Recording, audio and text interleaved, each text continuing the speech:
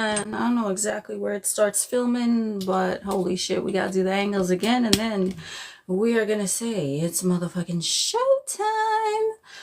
So as you all can see, I have my beautiful drink with me. Hell yeah. My mango margarita CutWater, which, you know, that's how we roll up in this motherfucker. So of course we're gonna start off with a fucking sermon, and the sermon is just gonna go with the title of the live, which is "No One Is You, and That Is Your Power." So yes, keep going. You're letting viewers know that I'm live. Cool, no problem. So, broadcasting live from my fucking mind. Here we are. So, when we talk about individuality and everyone is you pushed out, you are the only thinker, you are the only perceiver, you are the only one who is identifying things in your 3D, you are identifying your thoughts, you're identifying your feelings, you're the only one that's doing that, okay? So you want to keep this in mind. No one is you, and that is your power, because no one can be you, for the simple fact that no one else is in your mind, and you have proof of that. Even when you perceive that someone else is thinking something about you, you can only think that from inside your own mind. But where is the proof of that? There's no proof aside from what's going on in here, okay? So the ultimate self-concept thing, which again, you know, I don't fucking blow self-concept. I'm just kind of like, all right, whatever, you know, you can work on it if you want to, but you don't need to. But if you do want to work on self-concept, the first thing that I recommend for you to do is to identify no one is you, and that is your power, because you're the only one. You're the only one that's there perceiving things and interpreting things, and you're just doing shit based off of your assumptions, okay? And this is how our reality is constructed. So this also comes into play with being chosen and being prioritized and being loved and receiving respect and all of that, okay? No one is you. No one can do things the way that you do things. No one can perceive things the way that you can perceive things. You are the only one that can do it like you. So I want you to focus on all of the things that you genuinely love about yourself, that you genuinely enjoy about yourself, that you're like, yeah, I got this going on, okay? And you're gonna hype that shit up. That's the ultimate way how you work with self-concept. You think about the things that are specific to you, that you like, and you focus on those positive attributes, okay? So when this comes to, let's say, a job situation, and someone is like, hey, I've changed your life. Well, I'm so happy to hear that. I'm glad that you enjoy the content. Welcome to the chat. Thank you for joining. And you want to focus on things that you would consider to be your specialty, your tricks of the trade, if you will, okay? Because that's what makes you unique. And someone can be like, oh, but you know, everyone can do this, everyone can do that, right? There are so many other individuals that can do that. Well, you're the one that is putting those other individuals in the equation based off of your awareness that there could be anyone else who can do the same things that you can do. So you have to hone in on your strengths. You want to focus on that. And then you want to reiterate, no one can do it the way I do it, whether it's a job, whether it's a relationship, whether it's a friendship, it doesn't matter. No one can do anything the way that you do it. Okay. There's 6 ways to Sunday. That's what I always say. And other motherfuckers might be doing shit their way, but you still have to perceive that you are the one that is doing it the best. No one can do it like you, and that is a fact, because you're the only thinker. Like I said, you keep going back. It all comes back to everything in your mind is just you. It's only you, and it's you, and it's you. So even the other motherfucker that you are perceiving can offer something similar to what you're offering, or what you want to be offered to you, however you want to look at it. What you're doing is placing that other motherfucker in the equation, okay? So especially when it comes to like a relationship or something like that, okay? If you are perceiving that the individual that you are with, or the individual that you have an interest in, can go with another option other than you, it all comes back to you. You are the one that is placing that other option in the chat to begin with, when there is no other option aside from your awareness that there can potentially be another option. So you want to say, I am the only one. And this is why I constantly reiterate the phrase, I am the Lord and there is none else, because there is no one else but you. No one can do it like you. No one. Okay, the way that I how many motherfuckers talk about, you know, reality co-creation? How many motherfuckers, I mean, this genre is very, very saturated, and each one of these individuals is talking about it in only a way that they can, right? The way that I speak about this shit is specific to me. No one else can fucking do it the way I do it. Just like I can't do it the way someone else is doing it, because I'm me and they're them. Do you see what I'm saying?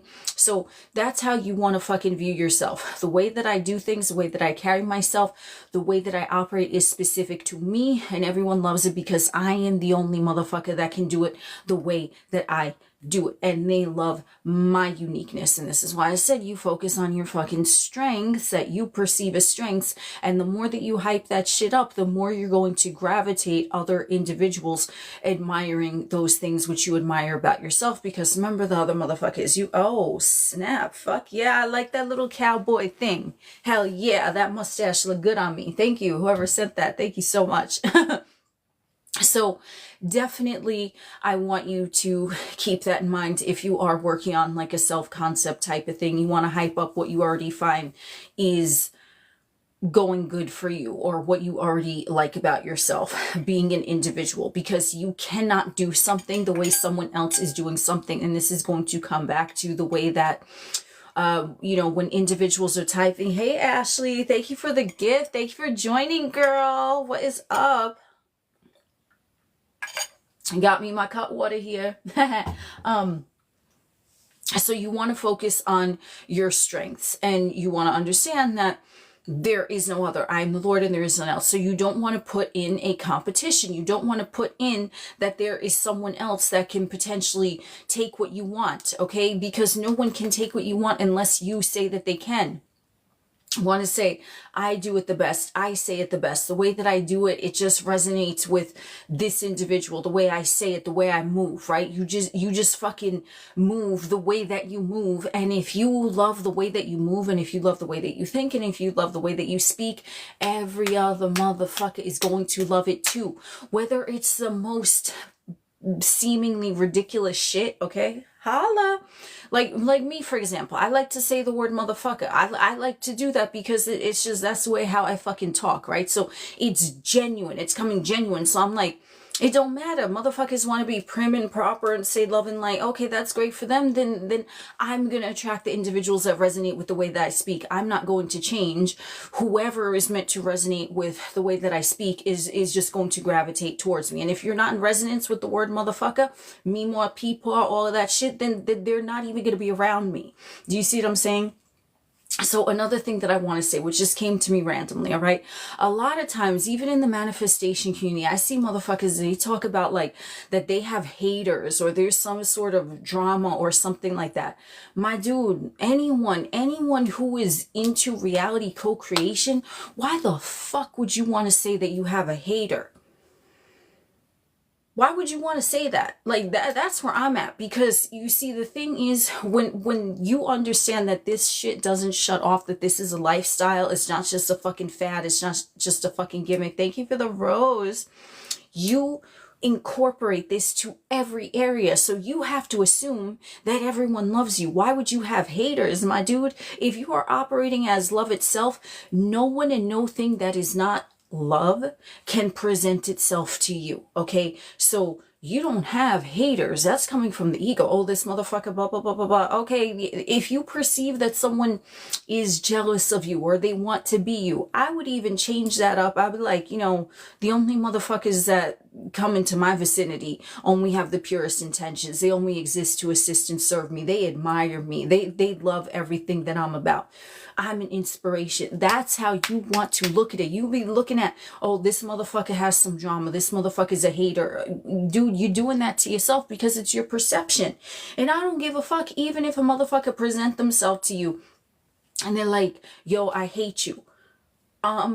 dude, you're the only one that can perceive that as a truth. So if you're saying, okay, well, I don't know who that was for, but that message wasn't for me because everyone loves me, that's still showing you who you are. And this is another big, like, at least in my opinion, debate in the fucking manifestation reality co-creation community, when motherfuckers will be like, oh, well, how is everyone you pushed out? What if someone was rude to you and you were vibrating high and all that stuff? My dude, if someone is rude to you, they are still a reflection of you because they're showing you who you are not. And you're saying, I don't know what the fuck that was for. That was a glitch. That wasn't for me, because everyone fucking loves me. Everyone speaks to me peacefully and respectfully because I'm the Lord and there is none else. It's not even going to bother you.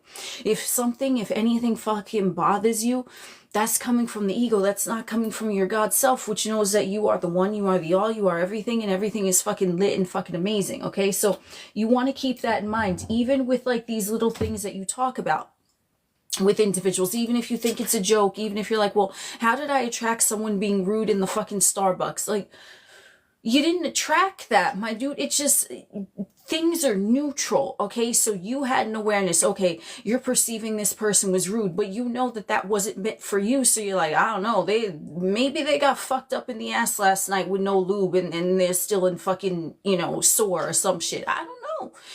However you want to perceive it, you know that it has nothing to do with you. It's not going to bait you. This shit is all over the place, but I start with a sermon. I have my CutWater, so I'm gonna take a sip of my flat water because I'm feeling a little extra fucking lit, because that CutWater is the fucking shit. Okay, so anyway, so you want to perceive everything, okay? Because remember, the judgment is coming from the ego, because the God self isn't judging anything, because the God self is just everything all at once. So there is no judgment. It just is, right? The only one that can cast a judgment upon a fucking person or a fucking situation is coming from the ego. So if your ego is getting riled up, is getting all defensive, oh, this motherfucker was rude, this motherfucker was stank, this motherfucker, they fucking chewing their gum the wrong way in front of me. My dude, why you give a shit?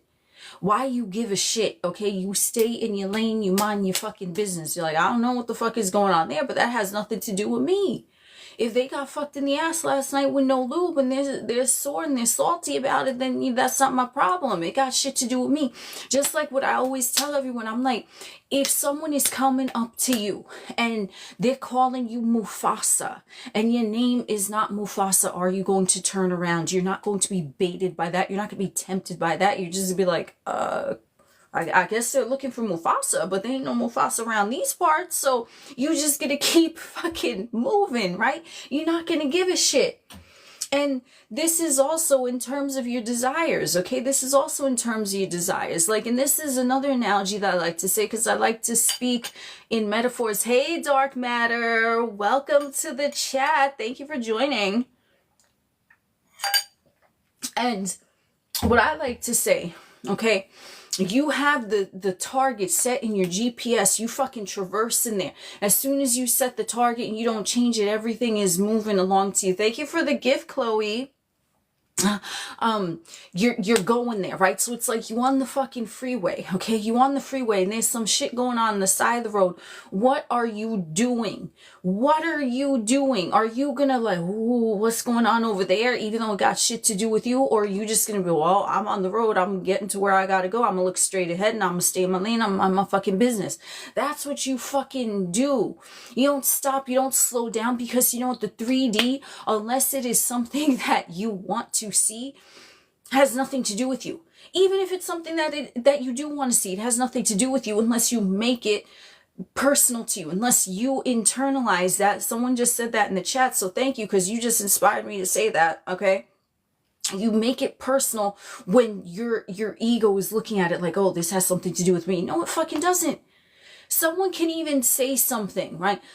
Let's say you were a different motherfucker a week ago, because you fucking were, right? You're a different motherfucker a week ago, and then now you're a different individual, and someone is like, oh, well, you said that last week you were saying this. You don't need to even accept or internalize that. You could be like, what are you talking about? Like, no, I actually meant it like this. Do you see what I'm saying? Because you're always changing, you're always elevating, you're always evolving. So in every moment you are brand new. So the way that I suggest for everyone, you set the target in the GPS. You don't look at anything else. You don't get sidetracked. If something comes up, if there's a detour, you don't fucking get pissed. You don't start fucking, throwing a fucking tantrum, okay? What you do is you're like, oh, okay, I guess I'm going to go this way now. But it doesn't matter because I'm still getting to where I want to go, right? That's all you do, because you know the law of assumption. You get more of what you focus on. So if you're focusing on the detour, guess what? Another motherfucking detour is going to pop up.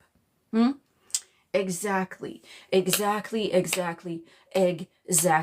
You get what the fuck you focus on. That's it. Whether it's something that your ego perceives as wanted, whether it's something your ego perceives as unwanted, it don't fucking matter.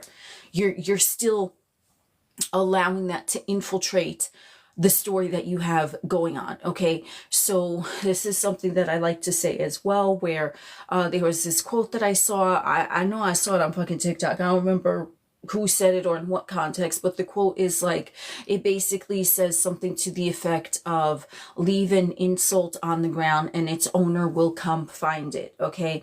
So this is the same for anything. You do not notice things that you don't perceive as belonging to you. And what I mean by belonging to you is there's a story going on about that thing. That's why motherfuckers get triggered, because they have a story about that particular thing. So if someone were to come up to me and be like, yo, your hair is neon pink, I mean, clearly that's not what's happening. So I'm like, okay, like my dude, now I might ask them like, yo, what you, you know what I'm saying? Like, what you pop right there? Like, what you on right now? Because if you see my hair as neon pink, like, I want to know what level you're in your mind, because I'd like to be there too. Like, hell yeah, like let's go in this fucking Delulu psychedelic journey. You know what I'm saying? But I'm not gonna get offended by it. I'm be like, what? So that's how you can tell that you have gotten rid of an old belief system, an old story that you were telling yourself. Hey, Tina Louise, thank you so much. Happy Monday. Thank you for joining. Okay. So you want to look at everything, okay, as, stories, because that's what it is. It's like you choose your own adventure fucking book, okay? So maybe you were meandering along the path, and then, a week ago, 2 weeks ago, a month ago, you were identifying as a version of you that wasn't chosen. So then you're with your partner and they're late at work and you're like, oh shit, they probably up to something. You gotta make a fucking burner account. You gotta stalk their ass. You gotta drive by the fucking job and shit. Yeah, you're getting triggered. That shit is baiting you because it's a story that you have going on. So anything in the 3D that comes up, that story is just jumping on it. Okay. And it's like, ooh, this has to be it. They have to be up to something. Okay.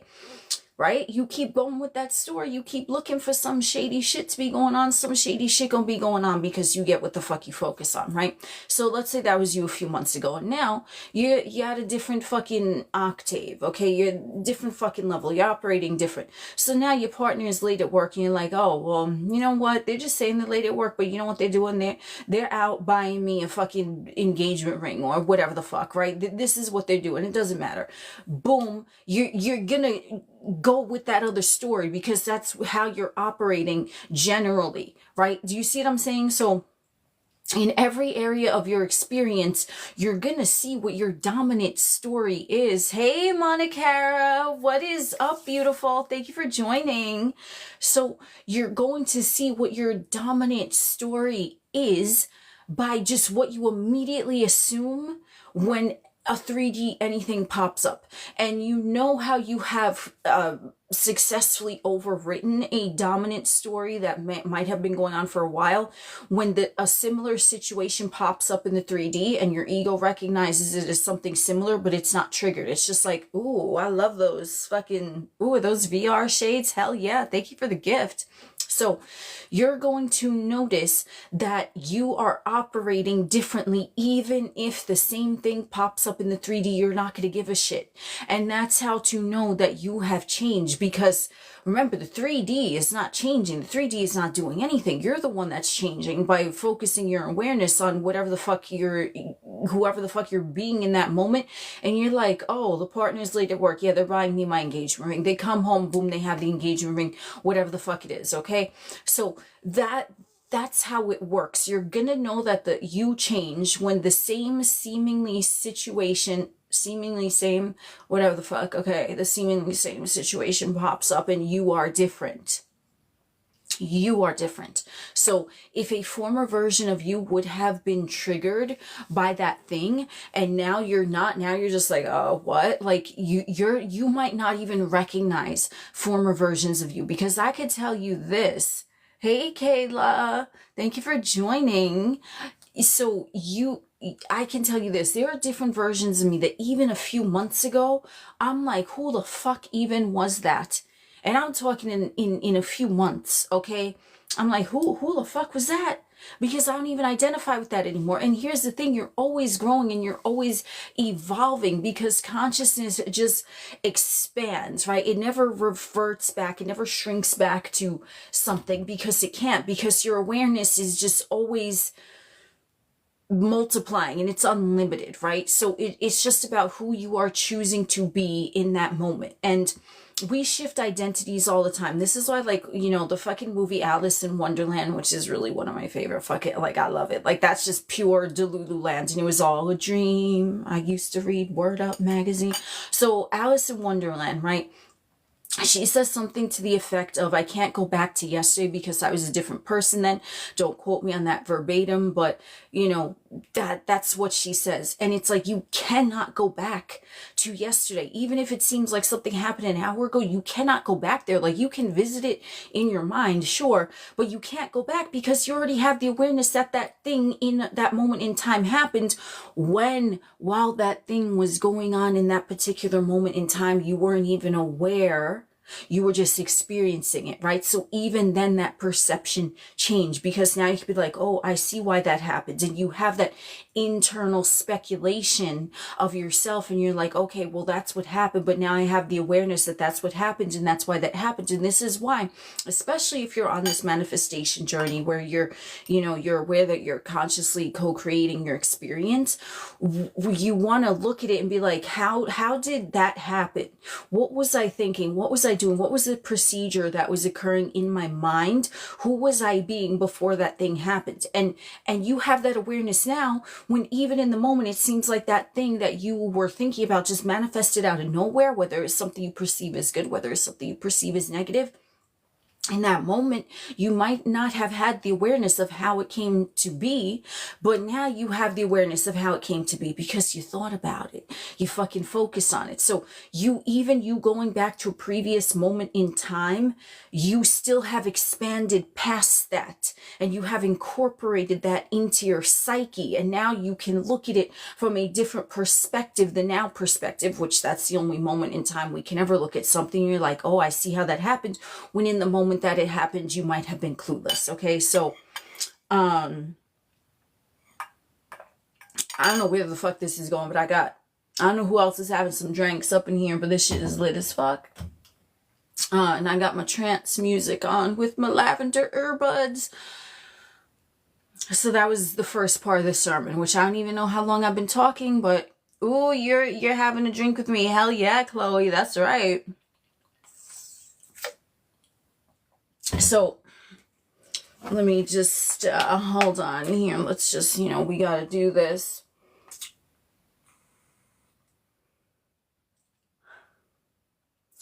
Brief intermission. Okay, cool. So now that we're back, because this is what I like to do. Okay.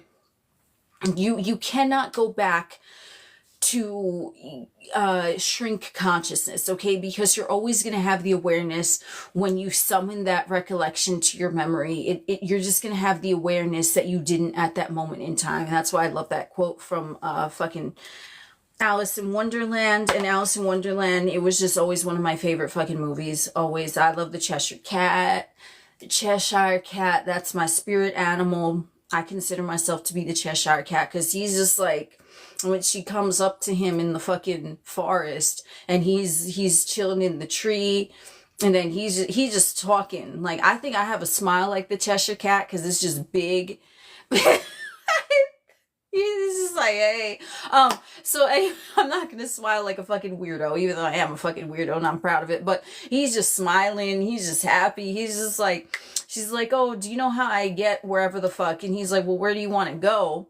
And she's like, I don't know. And he's like, well, if you don't know where the fuck you're going, any road will get you there. Like, you don't know, you're undecided, so you could just do fucking anything, right? So I think that's wisdom in and of itself, okay? Because when you when you don't know what you want, you're just kind of meandering all over the place, okay? And then this is why sometimes in the 3D things can look like what the fuck is happening, right? Because not because the 3D is showing you that nothing is happening or weird things are happening. It's like your perception is that, well, I don't know what's going on. That's your perception. So you're interpreting the 3D as, I don't know where I'm going. I don't know what's going on. Okay. And you can do that, because I've fucking done that so many times. And it's been lit as fuck. I'm like, I don't know what's happening, but I'm having a good time. But that's still my dominant expectation of the fucking 3D. Even though I don't know what's going on, I'm like, this is just, you know, like I have a destination, but in the 3D, I'm like, well, I don't know what's happening here, but it's a good time. So I would suggest, if you're uncertain about something, you don't know where you're going, whatever, you just say it's a good time. I don't know how I got there, but I had a grand old fucking time on the journey there. Okay. You just say everything is a good time, because think about it. Like the whole thing with like time and 3D, you know, that's like a very, matrix construct, you know what I mean? Because time is only like your perception of time from like the egoistic vantage point. There's no time in the ethers. So if you find your ego looking at time, I suggest that you just say it was a good time. It was a good time. I don't know where I'm going, but I'm having a good time. If you're really undecided, okay, of course, I recommend, you know, making a decision and just sticking with that. If you saw my last video that I was talking about like anchor points and dropping the anchor, just kind of letting the waves carry you, like, sure, that's what you do. But if you really are undecided, just say, it doesn't matter. I'm having a good time. That's it. Because that's really what the 3D is. It's just time. It's like a measure of time. Okay. So you always want to say that everything was a good time. Everything is a good time. Everything will be a good time. It'll be a better time than you expected, because that's how you maneuver through the 3D. It's you're traversing through time. You're a fucking time traveler. Okay. So that's where, you know, I would go with that. This is fucking all over the place, but it's all good, because that's how I roll up in here, you know what I'm saying? Because I'm not really a type A personality, like I can be in certain instances, but like when I just get to talking and I get into metaphors and I start visualizing Cheshire cats and shit, it's always a good time. So if you don't know what you want and you don't know where you're going, you're undecided. That's okay to be undecided, because it's better to be undecided than making a decision based off of ego that you really don't want to do. So it's better to be undecided, and then you trust that when the proper decision comes to you, it'll just reveal itself, okay? But you just want to say, I'm having a good time. It doesn't matter what's going on, I'm having a good time. I'm always protected. I'm always taken care of. I'm always provided for. You want to set yourself up in that way, just like general, but it be centered around you. Okay, so me, what I generally, like, this is just my natural assumption. I'm like, I'm always a good time. I'm always the best time. And I say that about me. So of course that's reflected back to me. Like whenever I'm like talking to someone or hanging out with someone, they're like, yo, this is fucking amazing. I'm like, yeah, of course it is, because I bring the good time with me. Like I could be sitting on the couch with a homie, not saying jack shit, and they will have the time of their fucking life. Why? Because I bring the good time with me, because that's my dominant assumption. We just gonna hang out. Okay, well, it's gonna be a good time because I bring that. So it don't matter if this motherfucker is like, you know, like curled up like this, it's still gonna be a good time. It don't matter if this motherfucker is dancing on the table, it's still gonna be a good time because I bring that with me. You see what I'm saying? Because everyone is me pushed out, then they're just gonna go with it. Be like, yo, I had the time of my life. Okay, yeah, you fucking did. Hey, Corey Marie, thank you for the chili peppers. Thank you for joining. I got my drink. Hell yeah. Got my CutWater. I think this is gonna be the new thing. I heard that there was brief intermission. I heard that there was this thing called Buzzball, and they have like an eggnog flavor. I don't know if I'm like a super fan of eggnog. I mean, I can do eggnog, but like that one I heard has 15% alcohol, and the CutWater has 12.5. So maybe we do the eggnog thing. You know what I'm saying? We'll see. But the flavor that I have, yes, the CutWater is back. The flavor that I have is the mango margarita. So we're just enjoying it. You've never tried eggnog? Yeah, eggnog, I mean, it kind of, for me, it depends on the brand. Like, some brands are really fucking good, and then some brands are like, but it gets me super full really fast, so I'm not like a super fan, but something as like a nightcap, you know what I mean? I'm down with that. So, oh, the AI. Oh my God, the AI person is back. Manifestation talk and Cheshire Cat vibes. Share your insight. Hey, AI. I didn't see the AI in the most recent live that I did, but he did appear at a certain point. So I'm glad the AI is back because he likes the Cheshire Cat. That's what I'm talking about. So, yeah, Cheshire Cat vibes. But guys, like, speaking of that, like, you know, with the Alice in Wonderland, you know, that whole, you know, that movie, that's about like taking a trip with Fun Gus. You know what I'm saying? You know my boy Gus. He's a whole lot of fun. You know what I'm talking about. That's really what that is, right? Because she wakes up and she was in a dream, and that, you know, you have what do they call? Oh my God. Who were they? It wasn't Humpty Dumpty. The Tweedledee and Tweedledum, those dude. Oh my God. And then the one with the walrus. Oh shit. The Mad Hatter, the Mad Tea Party. I mean, seriously, like, that movie is like the true psychedelic experience because it's just very philosophical. Even the Queen of Hearts has some good quotes. I don't remember them offhand, but I don't want to get too like off topic. The AI box is outside of people's lives before you enter. Oh shit. I don't even know. I did not even know that. I mean, I don't really go on lives. Like, I don't really go on TikTok. Like, the shit that comes up for me in my feed is just random. It's so weird. It's like animals and like fails. Like, you know, those like fail things, like where someone is trying to cook and then like they spill the whole shit on them. So that's what mine looks like. So I don't really see like live streams that much. So I don't know, but that is super interesting. Let's see. I'm feeling a different song. I do want to be able to like play music on my lives at a certain point, but you know what? We not so tech savvy at this moment, but it's fine. It's all good. I am the music. That's why I like to talk. I like to talk fast because I feel like it's so boring. If like nothing is being said, it's like super fucking boring. But anyway, yes. I love how the Mad Hatter is in the chat. So anyway, I did have some notes here that I wrote down. So I'd like to get to my notes about some other points that I said, which of course, you know, like the chat just always segues 6 ways to Sunday with different shit. Oh, you love how I mentioned there are no ethics and morals. Well, there aren't, because remember, as I said in the beginning, I don't know if you were here in the beginning, but in the beginning I said that you're the only one, right? So you, even if there's an outside ethic or moral or societal construct, you as the only thinker, no one is you, and that is your power. That's your power. No one is you. So if you're interpreting it and you're saying, yeah, I'm going to abide by that ethic or moral, then that's what's going to play out for you because you agreed to that. Okay. So there is nothing, and I don't, if it feels good to you, if it feels right to you, then you go ahead and do it. Because there have been plenty of times, right? I'll give myself as an example. Oh, you know, you up on here, you got titties showing, you saying the word motherfucker, you talking about like, you know, adult fucking topics.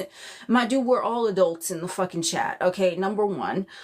So that's my fucking target audience. We all 18 and up. You know what I'm saying? Even though that's a construct too, like who's to say, because I was doing adult things before I was before I was 18. I was doing all the adult things. You know what I'm saying? I was doing things that adults don't even do when I was fucking 15. You know what I'm saying? So even that's a societal construct, but whatever. So I'm like, I don't give a fuck. I'm gonna say the word motherfucker. I'm gonna talk about adult topics. I'm gonna show these because I'm fucking proud of them. Because I ain't fucking purchased these to hide them in the fucking closet. You know what I'm saying? I ain't purchased them to sit under a baggy t-shirt. If I want to wear a baggy t-shirt, I'm going to do that. But if I want to, you know what I'm saying, then I'm going to do that too. I don't give a fuck. I don't give a fuck what you think of me because I love me. And And the thing I have to tell you guys, working on self-concept, you are just going to love yourself so much that your dominant expectation is, this motherfucker is in love with me. This motherfucker loves hearing what I have to say. This motherfucker thinks I'm so fucking amazing. You're just going to do that naturally. You're just going to do that naturally. And this is why I say, like, with self-concept, you know, you might already be at that place, but if you are not already thinking that everyone is in love with you, everyone exists to assist and serve you, no matter what you say, no matter what you do, motherfuckers love you even more, then you need to work on self-concept. If you're a people pleaser, my dude, I ain't trying to please no one.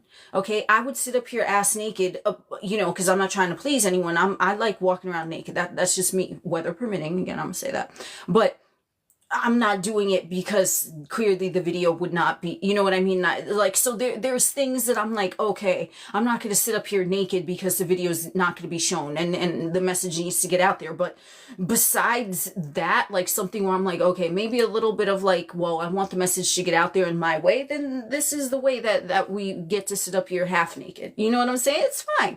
But that's what I like. I like that for me because I like looking at myself. And you, all of you in the chat, you sexy ass motherfuckers, I know you all sexy as fuck.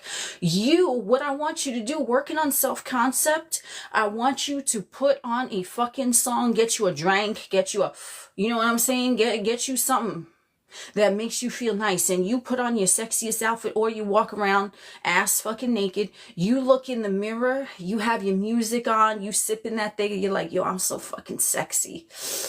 And you look at yourself and you look how desirable you are. Whatever, this is what I said in the beginning. You take something that you like, especially about yourself physically. Especially, you say, look how, whatever it is, because it'd be different for everyone. You have a nice smile, you have nice eyes, you have a nice ass, whatever the fuck. Okay, and you're like, damn, I'm the sexiest motherfucker alive. And you keep fucking saying that, and you have fun with it. Don't make it be like a chore. That's what I say. Get you a drink and get you a, you know what I'm saying? And just look at yourself like, yo, I'm the hottest shit to fucking ever walk this earth. Because you are. And if you're thinking that about yourself, everyone's going to think that about you as well. So that's some self-concept shit, okay? Which is something that I just do naturally because I love looking at my naked body. I love it, okay? So I'm going to tell you something else, okay? With my queefing, you see, I don't give a fuck. Yeah, this is my queefing straw mug. You know what? Another thing about this queefing straw mug, whenever I go out, motherfuckers see this, they're like, yo, I love your mug. I love your mug. It's so fucking amazing. Where'd you get it? They think it's that Stanley cup for fucking like $50. I'm like, yo, this is like $10 at Target. It fucking was. But I love it because I say I love it. So other motherfuckers, even though it's just a mug, they have to love it too by default because I'm declaring that. Okay? So let me tell you something. The first time I got, you know, these guys, not these, well, because I had to upgrade them. Because, you know, I'm very thin and I didn't have like, you know, enough, like it was like stretching the skin. So I had to get these done a few times to get to the size that I wanted, but this was the original size that I want. So motherfuckers are like, oh, you're so, you're like, you're really into your looks. You're shallow. You got your fucking tits done 4 times. And I did. Okay. But I didn't get them done 4 times for no reason. I got them done 4 times because that was how I evolved to get the skin to stretch to this size. Okay. So if I didn't have a strong self-concept, I would have taken that to heart. Oh, this motherfucker thinks I'm shallow. My dude, I love my mind. I love my body. I love everything about me. So if that's shallow, then all right, you want to label that. I'm not. I'm like, yo, I love myself. I'm the shit. I'm the only motherfucker here. If I don't love me, who else is going to? Okay, so they'd be like, oh, you got your tits done 4 times, whatever. I'm like, yeah, I did. And then I'm like, because, you know, the skin had to stretch to get to this size. But this was my destination. This was the GPS that I set. And I just, the first time, okay, well, the skin didn't stretch. The second time, okay, whatever. So then I finally went to like a different, I went to a celebrity surgeon. And this guy, fucking amazing. He was like, well, you know, we had to cut the scar tissue out so that the skin can stretch so that we can accommodate the larger implant. Okay.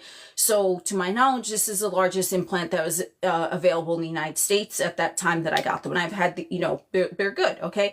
But this was my original goal. It's not like I got them done that many times out of insecurity or fear. No, I was like, this is the target. So it just so happened that it took me 4 tries to get my target, but I have my fucking target. So that's why anywhere that you're going, even if you don't get the thing right away, you persist. You say, no, but this is what I want. And then shit will move around you. If you still don't get what you want, you persist and the shit will move around you. Okay.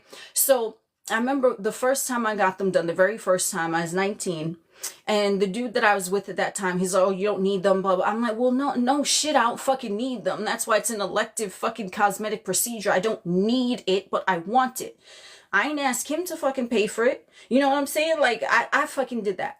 You know what I'm saying? I did that. And I have another live stream where I talk about how I padded myself up to the size and then the money just came to me and then I was able to do it and then whatever. Okay. So I did manifest that.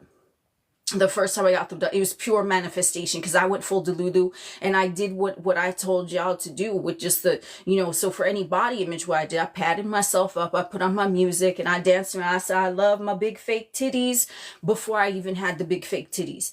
And that's what I did. And I saw the visual of it. Okay, cool. So dude I was with, if I had a low self-concept, I'd be like, oh, my man don't want me to get titties. He's not going to love me if I get the titties because he said that he, whatever. So I'm like, well, I'm getting them. That's it. Because I always had strong self-concept. And some of you might have too, but this is just my journey. Okay. This is my experience. I'm like, fuck you. I don't give a fuck. Like, I don't give a fuck. You can like it, you cannot like it, but I know you gonna like it because I like it. And I didn't know about conscious reality co-creation at that time, right? But I was just like, whatever, he's gonna like it when I get them done. I get them done. Guess what? Guess who fucking loves them? It was the dude that I was with that told me that I don't need to get them.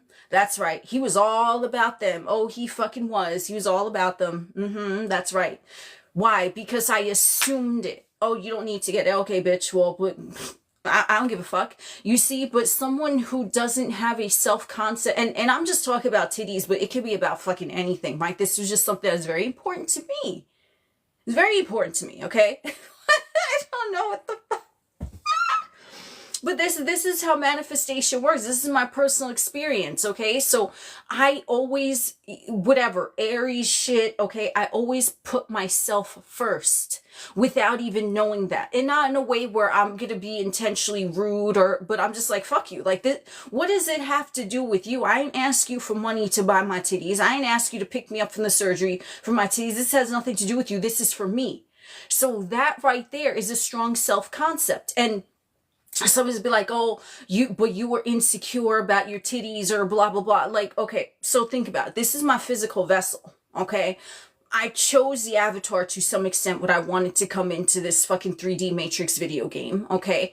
But there's also upgrades you could give to the avatar. Just like you have different skins for the fucking characters of the video game, you could upgrade the fucking character, right? It's like Mario gets the fire flower.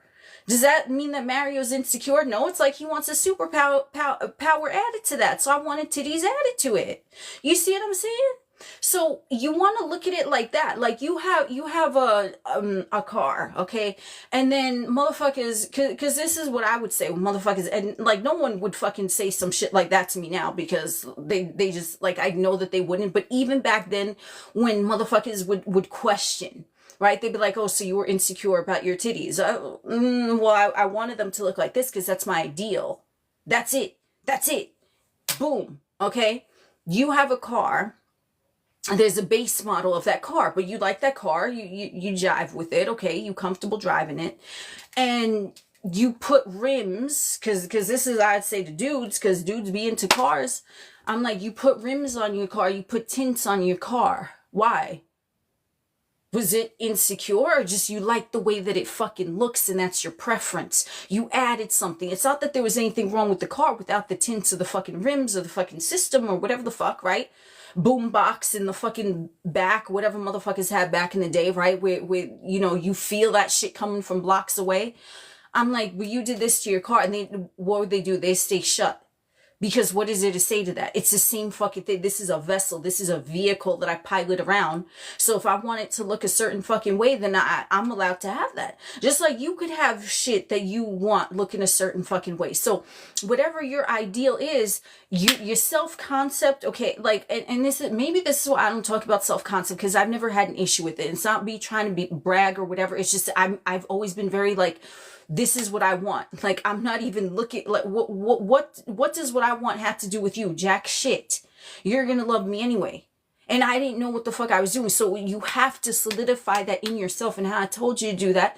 No one is you, and that is your power. No one can do shit the way you want it. The way you want your body to look. Maybe motherfuckers don't want their body to look the way my body looks, but it don't matter because you're doing you and I'm doing me. So someone... Okay, I'm very short, okay? I'm short, whatever, it is what it is. I'm short, I'm thin, I'm petite, okay? I'm okay with that. If someone wants to be tall and blonde and thick, then you focus on that because that's your preference. Do you see what I'm saying? You focus on that. Even if you don't look anything like that now, you focus on it. And you say, this is how I look. If you got to get a blonde wig, put it on and dance around. You got to pad yourself up and you get whatever. You put on the fucking heels and then you get long pants to make it look like that's really your legs. You do that and you say, this is how I look. I'm the shit, because that's your preference. And however the way is made for you to look the way that you want to look physically. Okay, I'm talking about physical, because motherfuckers ask me, how'd you get your ideal body? How do you manifest physical appearances? This is fucking how. You fucking fake it until it's made for you. Okay, so what I did, I told you, I padded myself up and I imagined it. And I said, I love my big fake teeth before I even knew manifestation was a thing, even though it was a thing, because clearly it was a thing. And I didn't give a shit about the how. I was just like, it's done. It's done. I have, and I want it. And because someone's gonna be like, oh, but you could have manifested natural titties. I ain't want no natural fucking titties. I want the silicone joints. And I have me my silicone joints, and I love my silicone joints. Okay? Because that's what I wanted. So if you want natural, bigger dick, bigger balls, bigger tits, then you manifest that they're natural. And you think about, oh, I love how my big natural titties look. How do you want them to look? Then you picture that and you do it and you say, I love it. You want to change your eye color, okay? That you're going to imagine the eye color that you want. If you want to get contacts and just play around with it and see that, or if you want to use a filter and then make a pic of yourself through AI with the color eyes that you want, then you look at that and you say, oh, I love whatever it is, okay? Because it's the same thing, okay? So how I got my ideal body, because I would tell you, I have my ideal body. My body to me is lit as fuck. It to me, it don't need to be lit to anyone else.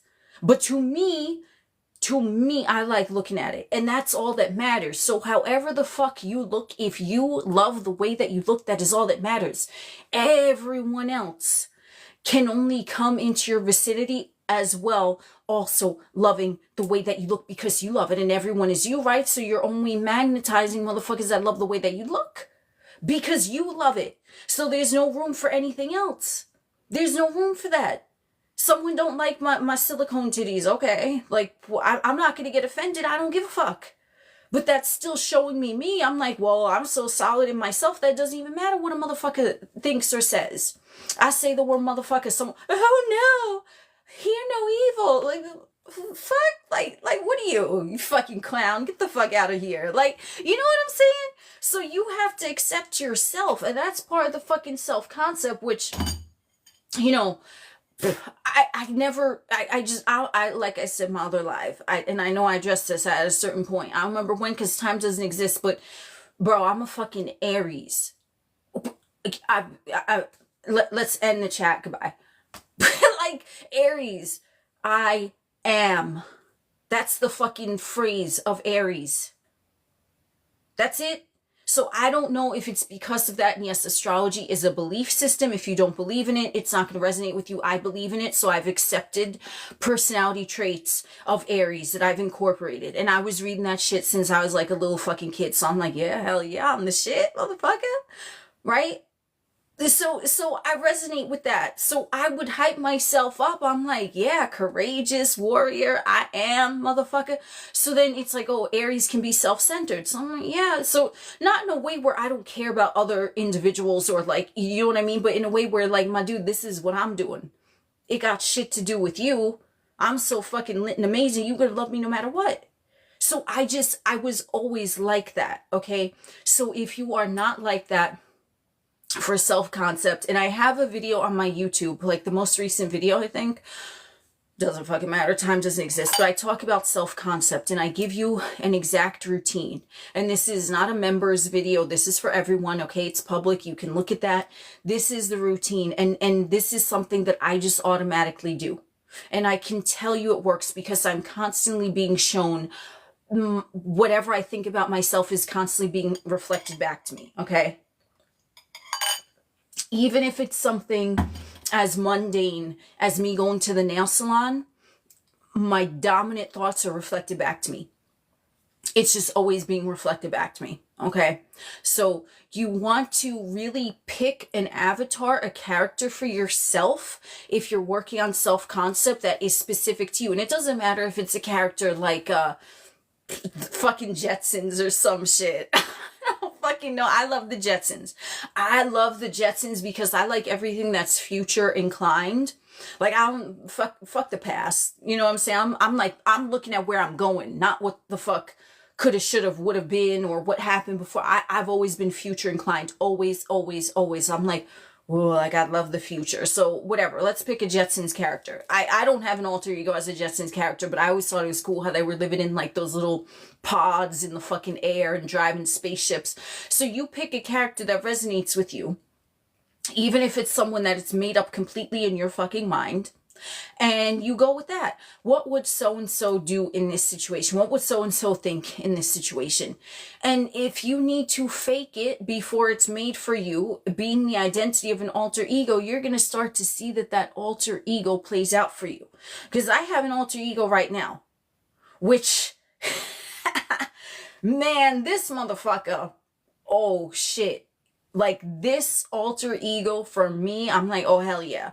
And I see evidence of this alter ego being played out constantly. Okay. Because not that I'm like, oh, I am this person, but I'm like those characteristics. Like, yeah, I sometimes see myself as that, or like a version of that character, and I see it being played out. So maybe it sounds like a game of make-believe or a game of pretend, but everything is a fucking game of make-believe, a game of pretend. So if you have an alter ego, and it's livening you up, and it's hyping you up, and it's giving you confidence to do something, or say something, or be a certain way in that moment, then you embrace that alter ego.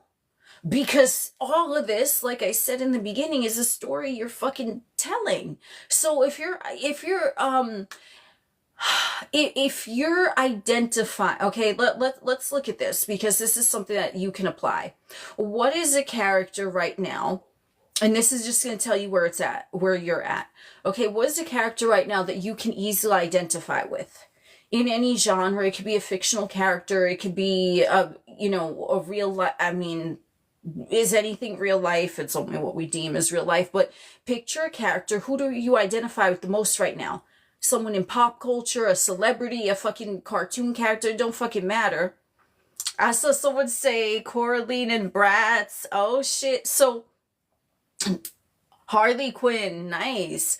Okay, so you identify with that, right? If it's a character that you deem as successful and attractive and well-liked and getting everything that they want, then yeah, like, that's good because you identify with that fucking character. But if it's a character where it seems like nothing is going right for them, that things are going wrong, that they're unlucky, that the world seems to be against them, then you want to pick another fucking character. You know what I'm saying? Because this is all a game of make-believe. It's all a game of fucking pretend. And it's just, you pretend so much in your mind until it's presented to you in the 3D, and that's how reality is fucking formulated. It's all you coming from you. There's nothing else. So if this is a fucking storybook fantasy, it could be a fantasy, or it could be a storybook nightmare. So some individuals might have been living a nightmare for who knows how long, and they're so in the identity of that individual who's living the nightmare that it's their natural baseline. Okay, and this is something else that I want to talk about, which I wrote down in my notes, which I feel like this is like a good segue point. We're gonna have an intermission, and this is gonna be self-sabotage, and I'm saying it in the live because sometimes I forget shit like super fast, because that's how fast my mind fucking works.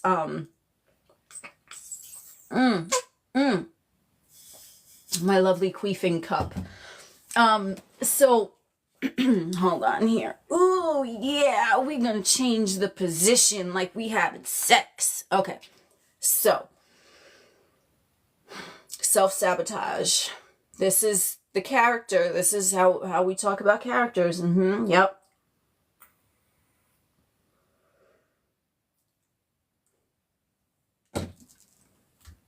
I hope you all enjoyed the sermon on my titties. I mean, that was just my personal experience. I'll tell you how I manifested that about self-concept, but whatever. So motherfuckers, oh, you shallow, you talked about your silicone titties. Yeah, bitch. Yeah, I fucking am. Now what? I manifested them. I'm proud of them. Hell yeah. What you gonna say about it? Nothing. Okay, so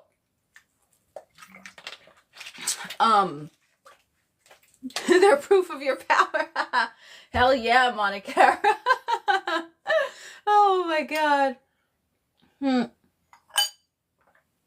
So let's talk about self-sabotage, because that's what I have written in my note, okay? In my notes over here in my handy dandy lavender iPad. So, as we're talking about the character, okay? Self-sabotage comes from when you're identifying as a character who is a victim. Period. Okay? That's what it is. And this is why sometimes when individuals are, you know, they're doing these like gimmicky fucking things to manifest, robotic affirmations, or they're going into a meditation, or they're doing whatever the fuck, they're doing it on the surface level, okay? And they might have still in their awareness the identity of a victim, okay? Someone who things aren't going well for them, nothing ever seems to work out, like it's just one thing after another and the things are negative, okay? That is where self-sabotage comes from, because you can sit there and you can manifest the thing robotically affirming or just saying this is what it is, and you know, you get the thing, but you're not identifying as the individual that has the thing, because you never changed the root belief. Okay, and that is where self-sabotage comes in, because someone can get the thing or multiple things in the 3D and it's there and it's in front of them, but they never change the story about who they are. Okay, so you could look at it in a way, you know, it may or may not be self-concept, because, you know, you can tell it's self-concept if you need to work on self-concept. If it's like every area of your life, you're just, things seem to be going wrong, then yes, you need to work on self-concept. Do the fucking naked fucking dance around in front of the mirror, okay? Hype yourself up. Tell yourself you're fucking lit as fucking amazing and charming and attractive, because you are. You fucking are, okay? And you're going to hype up yourself. You're going to hype up one thing about your intellect. You're going to hype up one thing about your emotions. You're going to find something in every area about you that you enjoy, okay? And you're going to hype that up. But, and look at my self-concept routine that I post on YouTube if you want additional information on that. But if it is not a self-concept issue, if it is isolated to one area, right? Like you're good. Everything is good. You're like, I don't understand this one area. It just keeps happening. It's like a loop. It's like a mind fuck. Okay. Then it's that one specific area where you still have an identity, you have an alter ego. So now I'm going to ask you this, okay? If you have a solid self-concept and you can say, okay, this is a character I identify with, cool, right? And that character is like generally positive for you, how you view that character. If you look at that one area that there seems to be a pattern, no matter what you're doing, things stay the same. Think of the alter ego that you have in that one sector of your app, because this is where I fucking, you know, this is my manifestation journey, okay? Because when motherfuckers just talk loosely about self-concept, I've never understood that, because I'm like, but I am worthy, I am deserving, I'm the shit. But then to isolate that one app and say, oh, how do I identify in here? That was a completely different alter ego, motherfucker. I tell you, this is why I'm telling you from experience. I didn't just pull this shit out my fucking asshole. I did not, okay? So you look at that app where the same shit keeps happening. You're like, what is the alter ego that pops up here? I guarantee you it's not going to be something super fucking favorable. Does that mean you need to work on self-concept? No, it doesn't, because if every other area in your life is going well and you know that you're worthy and deserving and everyone loves you and everything goes your way, but it's just that one area, who are you in that area? Okay, and that's where the self-sabotage comes from. Now, self-sabotage, of course, can come from if you have an overall unfavorable self-concept as a whole. But if it's isolated to one specific area, you likely have an identity wrapped around some character in that area that is different from the way that you see yourself as a whole. Okay, so who is that individual? And then you go in and you're like, oh, that's not really favorable. Or, and it could be a character, it could be a baseline story. It doesn't matter how you want to identify that. But let's go with this, okay? Your job sector, career, whatever, okay? Everything else is good, but job, career, money, finance, it just, you seem to never have enough money. Who are you identifying in that? Because then when you get the money, if you still are holding that identity captive in your awareness, if you never change the root belief that you are the currency and that money is always accessible to you in limitless quantities, then likely you're gonna not see great results in that area until you change that identity. And this is why I recommend, okay, if there is a specific area, okay, and especially if it's like a repetitive thing, because that's how you can tell that there's a shit story going on. It keeps replaying. Okay, so you get the money, you can't keep it. You get the money, you can't keep it. You get the money, you can't keep it, right? You're self-sabotaging, right? Because how are you self-sabotaging the area of money? You sit in a closet, you manifest $10 million overnight, okay? And then you never change the identity of the motherfucker who is broke, okay?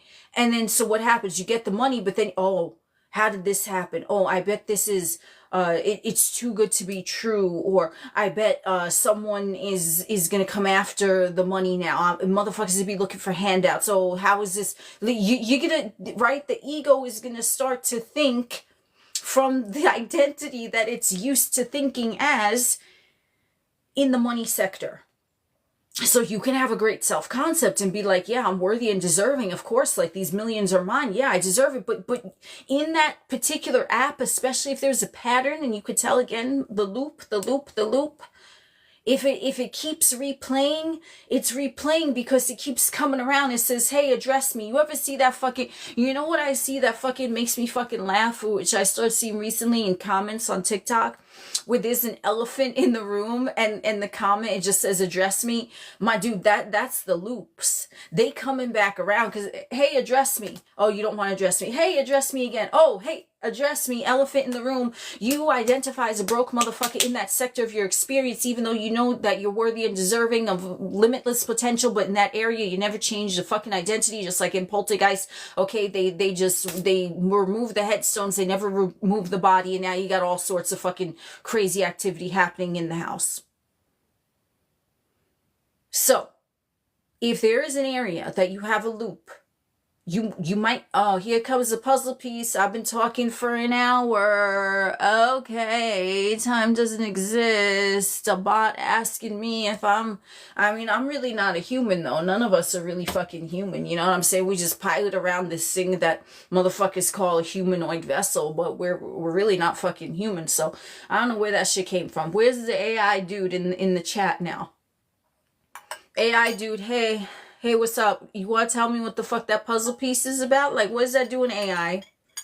Yeah, now you stay quiet, huh? So that's what you want to do. If there is a loop happening, you want to be like, who am I identifying as? What is that alter ego? Oh, thank you for the dolphin. I love dolphins. So that's what you want to do. And then how you change that particular app, you don't need to work on self-concept.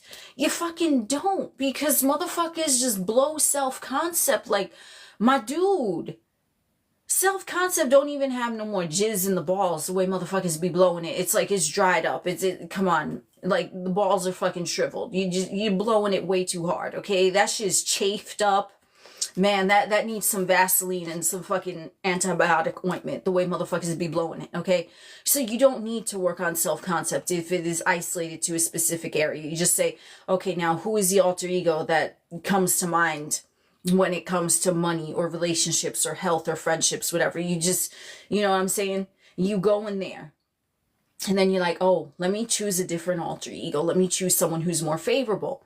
And how you could pick whoever the fuck you want, right? So, like, let's say if it's the money area, let's just go with that because that's what I'm talking about. So let's go with Bruce Wayne, okay? Bruce Wayne, right?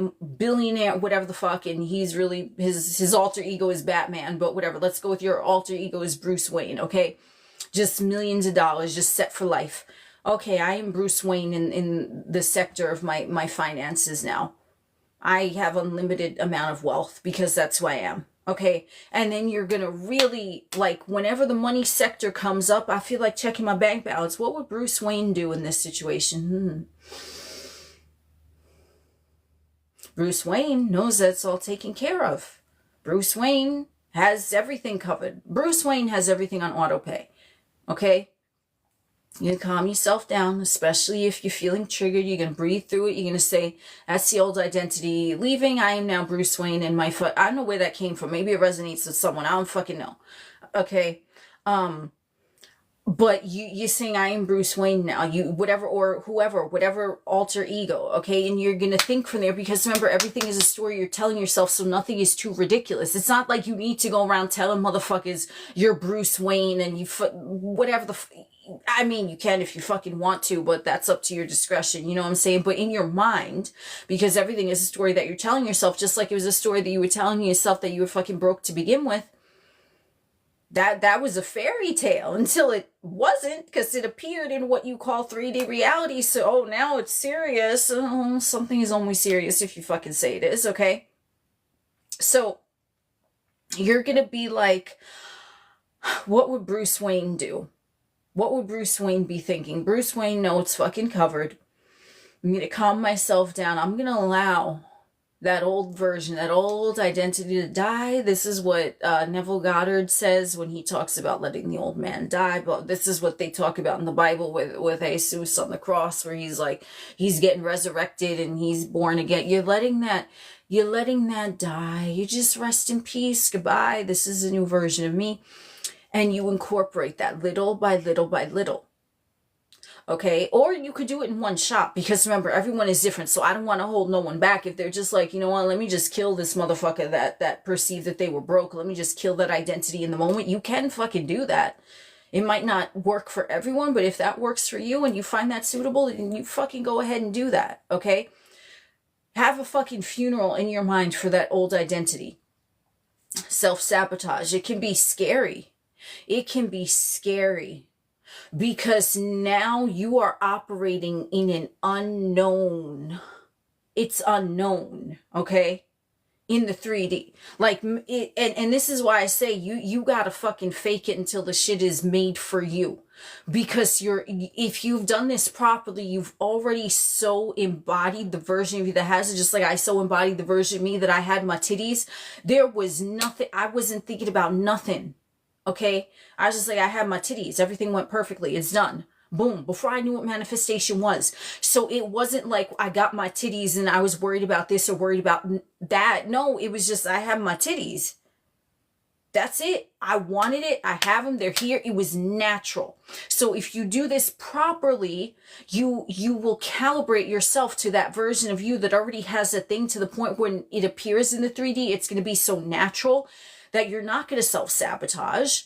But a lot of times individuals, because I hear about it, they manifested the thing, but they fucking never, they removed the headstones, but they left the body in they left the bodies in the fucking ground. And now you have fucking poltergeists, wow, like pop out of nowhere and shit. And you're like, where'd that come from? Bitch, you know where the fuck it came from. Came from that old identity. You fucking know it. Because the undertone was fucking there the whole time. So, okay, yeah, the money, yeah, I'm going to sit and robotically affirm for 10 hours and the money is going to appear. Oh no, but you didn't address the root issue that was, you were calling yourself a broke motherfucker, so you self-sabotage, because then it came to you in the 3D, but you were not calibrated to that version of you. So it was like so unnatural, because you're like, whoa, what is this? Right? And that's why your manifestations are, they ideally should not be shocking to you. Because if your manifestation shows up in the 3D, yes, it can be magical and it can be synchronistic and it can be beautiful. But if it's shocking, if you're like, whoa, this is too good to be true, my dude, that's a fucking third dimensional construct right there. Nothing is too good to be true. Nothing is too bad to be true. Things are just true if you assume that they're true, and that's the story you go with, okay? So ideally what you want to do is calibrate yourself to that alter ego that is already living that dream life. And you do this so much in your mind, because imagination is the only reality, that when the thing presents itself to you in 3D, it's not even a shock. You're just like, oh, okay. And that's why individuals self-sabotage, because they didn't get rid of that root belief. That's it.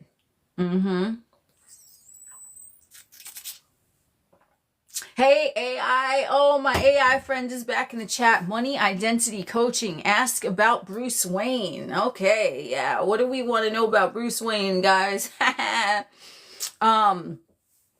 love that movie. My favorite Batman movie is actually The Dark Knight. I fucking love it. I know they had so many different like renditions of Batman, but my favorite one is The Dark Knight, strictly for the fucking soundtrack.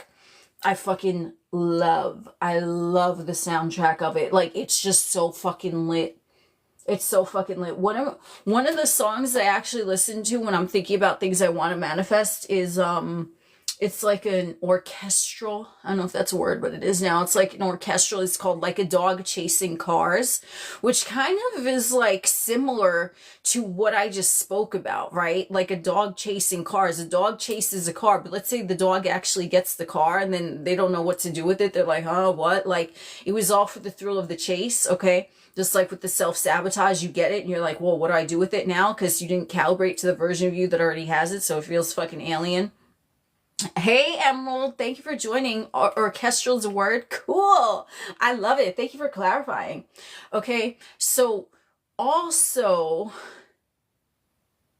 I just thought of something else, and this is about the identity. I'm still having my CutWater, y'all, so I don't know if I'm assuming I'm coherent. I'm just assuming that whether it's true or not, y'all receiving the messages perfectly.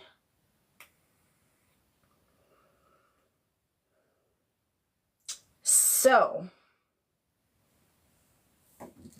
have another sip of my CutWater right here. And then we're going to get into, oh my God, shit, this is how fast my mind is. What the fuck did I just say? Oh, shit. Like a dog chasing cars, you get it. Oh. Are you so locked in to the version of you, the alter ego version of you that is manifesting compared to the version of you that has the thing? Fuck yeah. Okay. Man, I feel like putting my hand in my pants. That was great. Sometimes I read the Bible with one hand in my pants and I'm just like, oh, that shit is wicked. Especially the book of Corinthians. Oh my God, the way that is fucking written is fucking lit. And the Kabbalion. I read the Kabbalion with my hand in my pants sometimes too. And I'll be like, oh yes. Nothing rests, everything moves, everything vibrates. Fuck yeah. Okay, so anyway. So, are you so locked in to the version of you that is manifesting the thing which is also keeping it away from you, right? Because the version of you that's manifesting the thing is not the version of you that has it. Newsflash. Okay. So the version of you that is manifesting the thing is not the version of you that has it, right? The version of you that is driving to Disneyland is not the version of you that's in the Haunted Mansion. They're two different identities, right? Because they're two totally different experiences. You feel me? You feel me?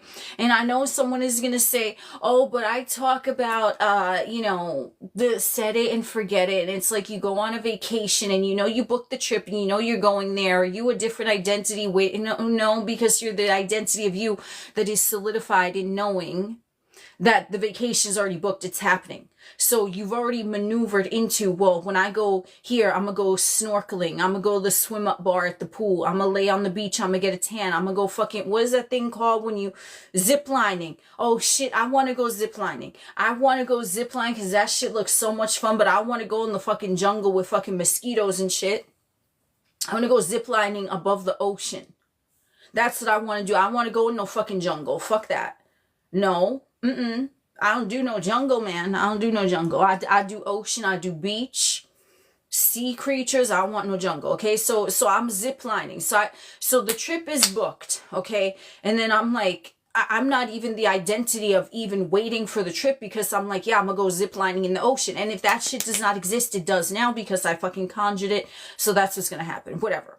So the version of you that is manifesting the thing ought to ideally be so into the manifestation that you're not even aware that the thing hasn't happened yet because you're so into it. So you book the trip and all the fun shit that you're going to be doing on the trip. It's like your mind is already there preemptively and you're not, is the trip going to happen? How is it going to happen? Is the plane going to take off? No, because you're already mentally on the vacation because it's happening with solidarity. You're not questioning it. And that's the difference. So the version of you that is manifesting, or someone, if they want to say, oh, you're in the fucking waiting mode or some shit, right? Then yeah, now you just said you're in the waiting mode, so you're in the fucking waiting mode. I mean, you are the Lord and there is none else. You fucking said it. See, but I've been waiting for so long. Oh, fuck yeah, like this. This is the masquerade fucking ball like we in movie Eyes Wide Shut. Fuck yeah. Thank you for the gift. Okay, so what you want to stop identifying as is the individual that is waiting for it. So you want to think of it like you know that you're going to Disneyland. You're going in the Haunted Mansion. I love the Haunted Mansion. I love it. It's great. I'm not a Disney adult by any means, but I could do me the Haunted Mansion. Like Disney, just a side note, Disney, if they had like an all adults event and it was open at nighttime, like they just opened the park at night and it was adults only, you have drinks, you have your, you know what I'm saying? Oh, I would be so for that. Adults only. That's what we do. We can walk around naked. And we go in the Haunted Mansion. But, before we sit on the ride, we place a towel down so we don't get our fucking, juices all over the place. You know what I'm saying? Because that would be kind of gross. I wouldn't want to sit where, like, someone else naked sat. I'd want to have, like, some sort of, like, partition on the rides if my ass cheeks are going on. And I'm just saying that's just my opinion. Hell yeah, Haunted Mansion and Eyes Wide Shut, fuck yeah. So the version of you that's in the Haunted Mansion is not the version of you that's traveling to Disneyland. It's not. It's two separate characters. It's two separate avatars. One is having the experience of being on the ride, and one is having the experience of going there. And if you're too caught up in the identity of getting there, how is it going to happen? When is it going to happen? But it's taken so long, but I've been doing this. You're caught up in the identity of the motherfucker who's getting there rather than the motherfucker who's already there. So think of it like you book a fucking trip. It's booked. Now you're automatically thinking, what am I doing on this trip? What am I doing? What am I doing? How am I feeling? What am I going to experience? You're excited about it, right? So that's where you want to be in terms of whatever the fucking goal you set for yourself. And that's why I said, this thing that I just fucking made up, I don't know if it's a thing, but it is a fuck now, because I've been saying it. It's a one step beyond. So now I'm in the haunted mansion, right? And I'm having that experience. I'm like, oh shit, this shit is lit. Okay. So now what do I want to do? Like, do I want to go and get a drink after, what do I want to do after that? Okay. So now I'm in the haunted mansion. Now I might want to go to fucking Space Mountain. Because I like me a thrill. I like me a thrill ride. I am a thrill ride. You know what I'm saying? So I enjoy that. I don't want to sit there fucking, I don't know, It's a Small World and shit with that annoying ass fucking song. And I'm gonna say it, that song is fucking annoying. And now it's gonna be in someone's head. But no, get it out of there. Get It's a Small World out of there. But it is a small world because the small world is in your fucking mind. You see how everything is connected, right? Everything is connected because now it's gonna pop up for someone. It might pop up for me and I don't care, okay? Everything is in your mind. It's a small world. This is why I talk. I just freestyle chats and then shit comes. So then you don't want to identify as a version of you who's getting there. You want to identify as a version of you who's already there. Now it's one step beyond. What are you doing after that? Okay. So it's a small world. How is it a small world? Because everyone and everything is coming from your mind. Where is the mind? We don't know. But the way that individuals tend to think of their minds is that there's something going on in their head, but they really can't see it. And they perceive that it's isolated to them, but you can think of someone millions of miles. I don't even know if like the Earth Matrix has millions of miles from a scientific purpose, but I mean, we don't give a shit, right? They could be light years away, this motherfucker. And you think of it, it's a small world because it's all your world, okay? So your world, yes, is limitless, but it's all in your mind and it's only you thinking that. So everything is small because time collapses the second you think about the thing. You want to talk about motherfucker manifesting, right? Okay. Ooh, hey AI, what is up? Manifesting your dream life, ask about alter egos. So if anyone has a question about alter egos, definitely, but you want to identify in every one of your apps, who are you being? What is the ideal version of you? And if it's not someone who identify as favorably, you want to create a better alter ego for that. Oh, they do Disney nights for couples around Valentine's Day. Hell yeah. Well, I know what I'm doing on Valentine's Day then. Fuck yes. Thank you for that info. I had no idea. I have no idea. And do they have drinks and shit? Because I would love that. Adults only? Fuck yeah. I'm all about that shit. They have exclusive drinks. Fuck yeah. Woo! Let's go. Let's all of us go on like a fucking quadruple date. We'll all fucking go for the adults night. Everyone bring their fucking partner. Hell yeah, we have a good ass fucking time. So let me just get into this It's a Small World shit because that's what came up. Okay, so you are thinking something in your mind about someone that you perceive is distant from you. They could live right around the corner, but you perceive them as far away from you. But it's a small world because everything is in your mind. And like the fucking title of this live stream says, no one is you and that is your power, right? You're the only thinker, you're the only perceiver. I'm the Lord and there is none else. Okay, cool, right? So it's a small world because you think of them. They could be miles away or they could be 3 feet away, but you think of them, they are in your consciousness right now behaving exactly the way you want them to behave, and you can access that in any moment in time that you want. And that is why manifestation is instant. It's instant because the second you think about it, it is already done, period. Yo, we definitely about to be lit at fucking Disney. Hell yeah. I'm down. I'm definitely down. I'm gonna look into that. When I get off this live, I'm gonna look into that Sweethearts night because, ooh, fuck yeah. Adults only at Disney. We get the Haunted Mansion, Space Mountain. Oh my God.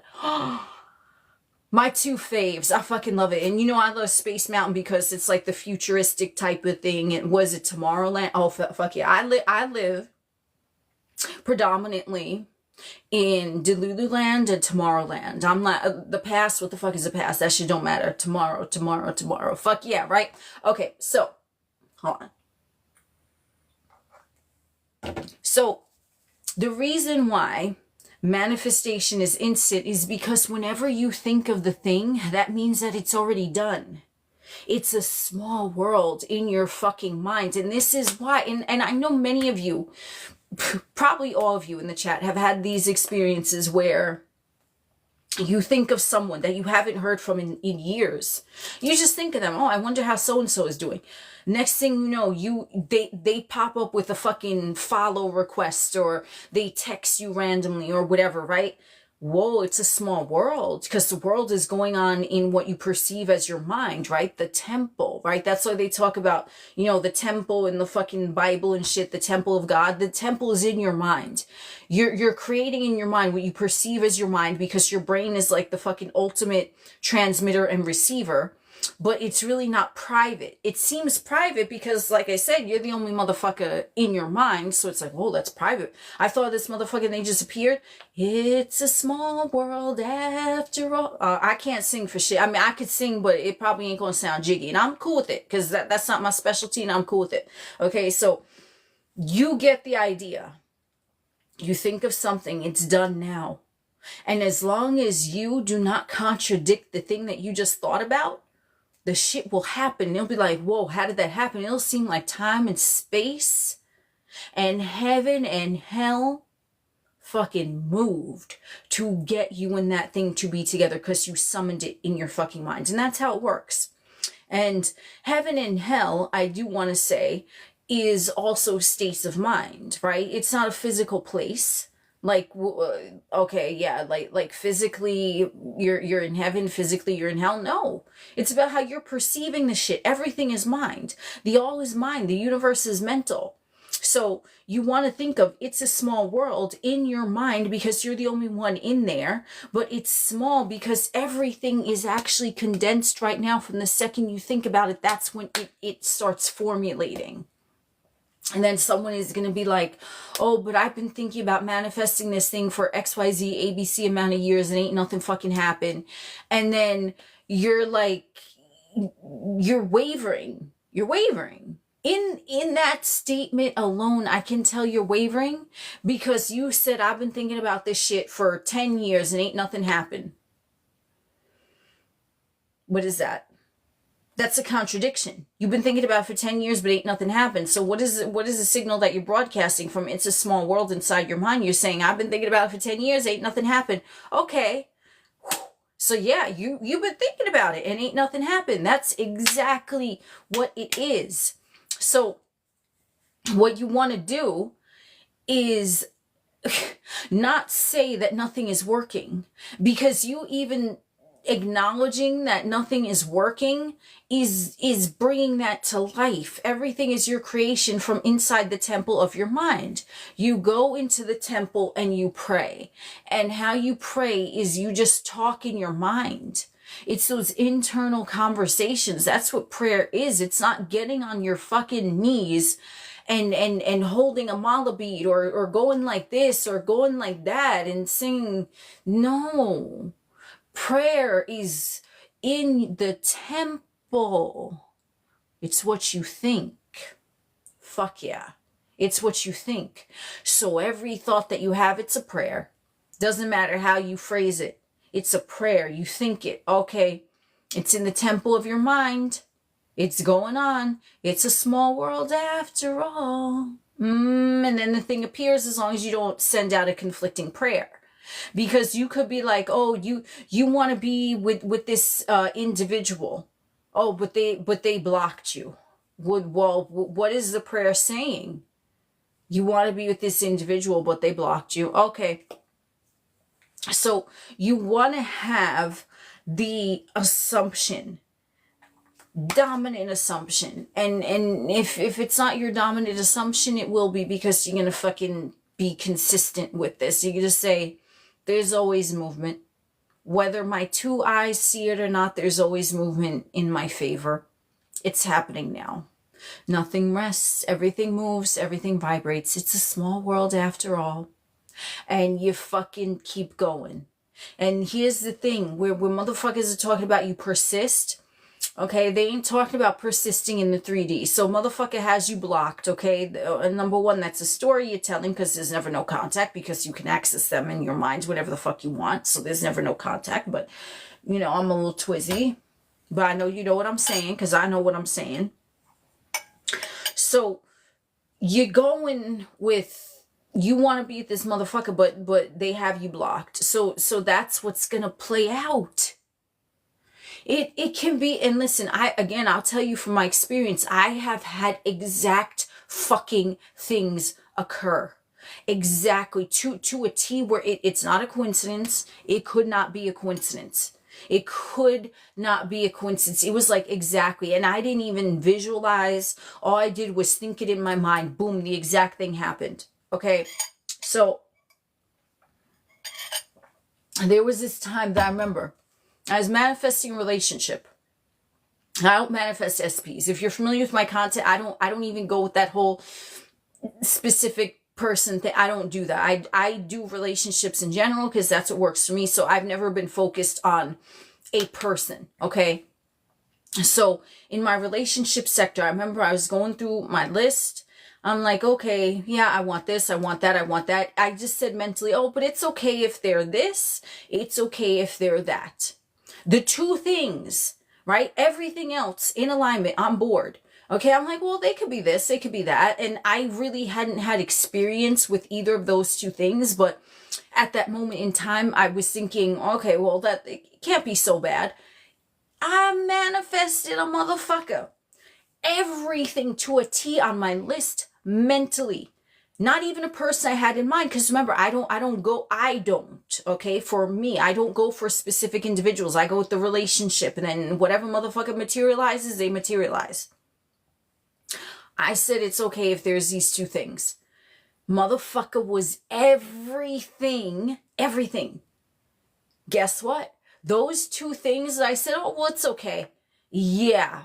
Those two specific things, it was exact to a T, to a point where I don't even question it anymore. It's like what I think in my mind, what I think as a list, what I want, what I don't want, it will come out exactly.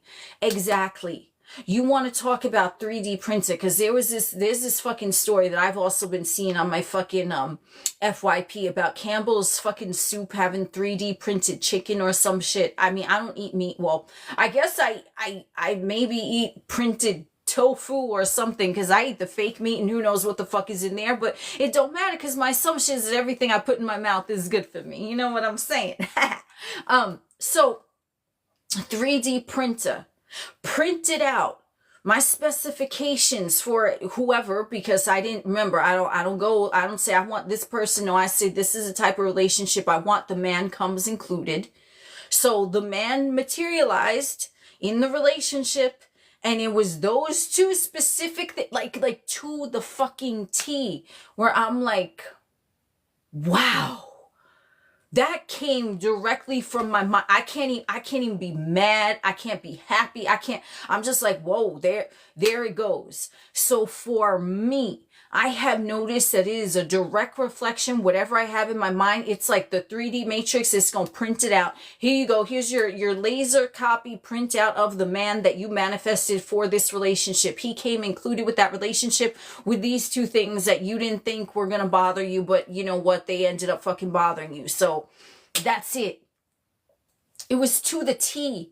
I can't even, like, even to this day, I'm like, wow, that shit was wild, because it was nothing that I visualized. I didn't even make affirmations about it. It was just like a random thought. Here's a list of things that I want. Those two things I don't really care about. He could have them. And who was I thinking of? No one knows. But a motherfucker stepped in to fill that role to the T.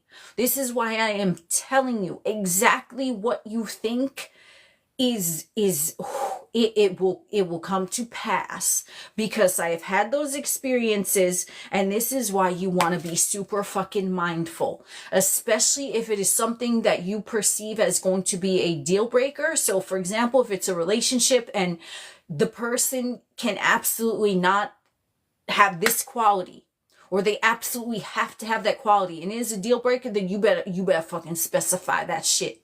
Because this is a 3D fucking holographic tangible printout. It comes from the hologram directly from your mind. Boom, here you go.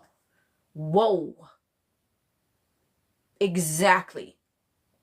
And so what traits do you want in a person? What traits do you want for a job? Because it will come up so specific, and I can tell you from experience. So if there's even something that you think could potentially be a deal breaker, no, you just gonna say, we're not doing that, because I told you exactly to the T, the two things. Everything else was in alignment, because of course it had to be, but I'm like, oh, it could be this. Boom.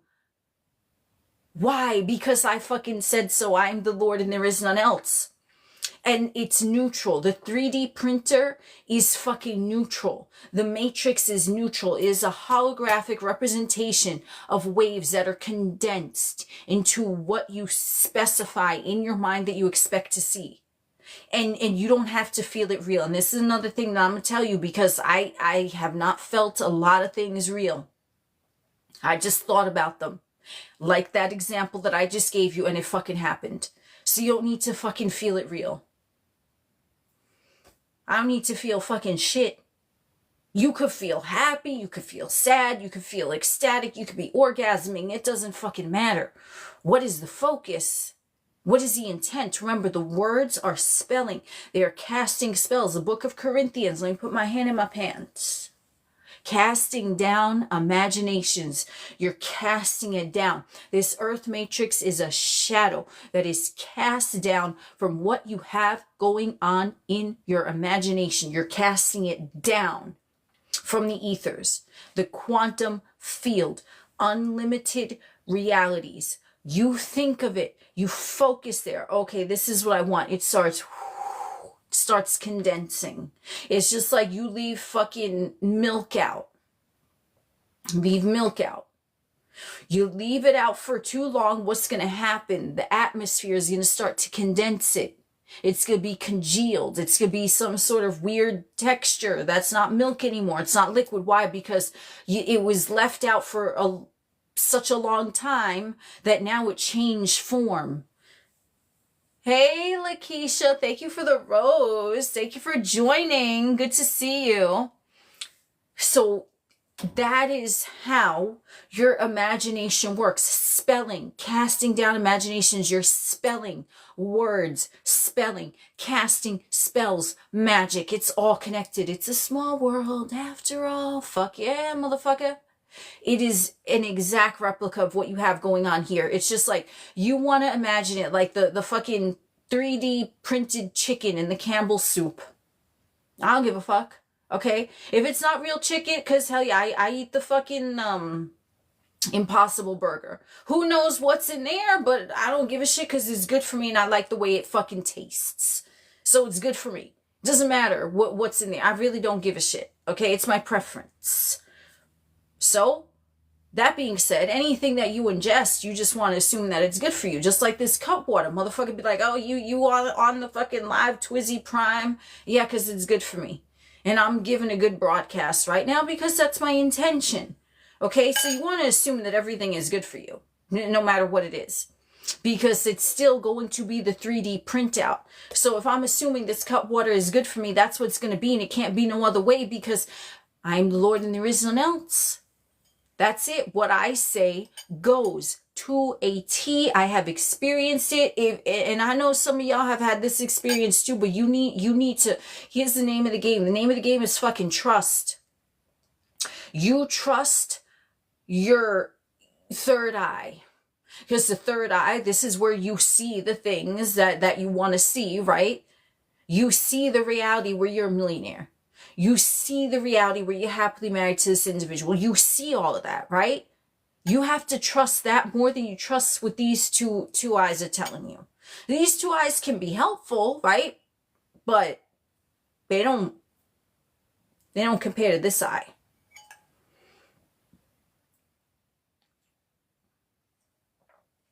Coke Zero is good for you? Hell yeah, it is. This drink right here is CutWater mango margarita. Everything is good for me. Everything is good for me because I fucking say so. And I got my queefing tap water here because, I mean, why not? This live is lit. Well, thank you. Thank you for joining. I'm glad you're enjoying the live. Hell yeah. So, let's see what else I got going on. I have my trance music in my ears. And what else do we want to talk about? Okay.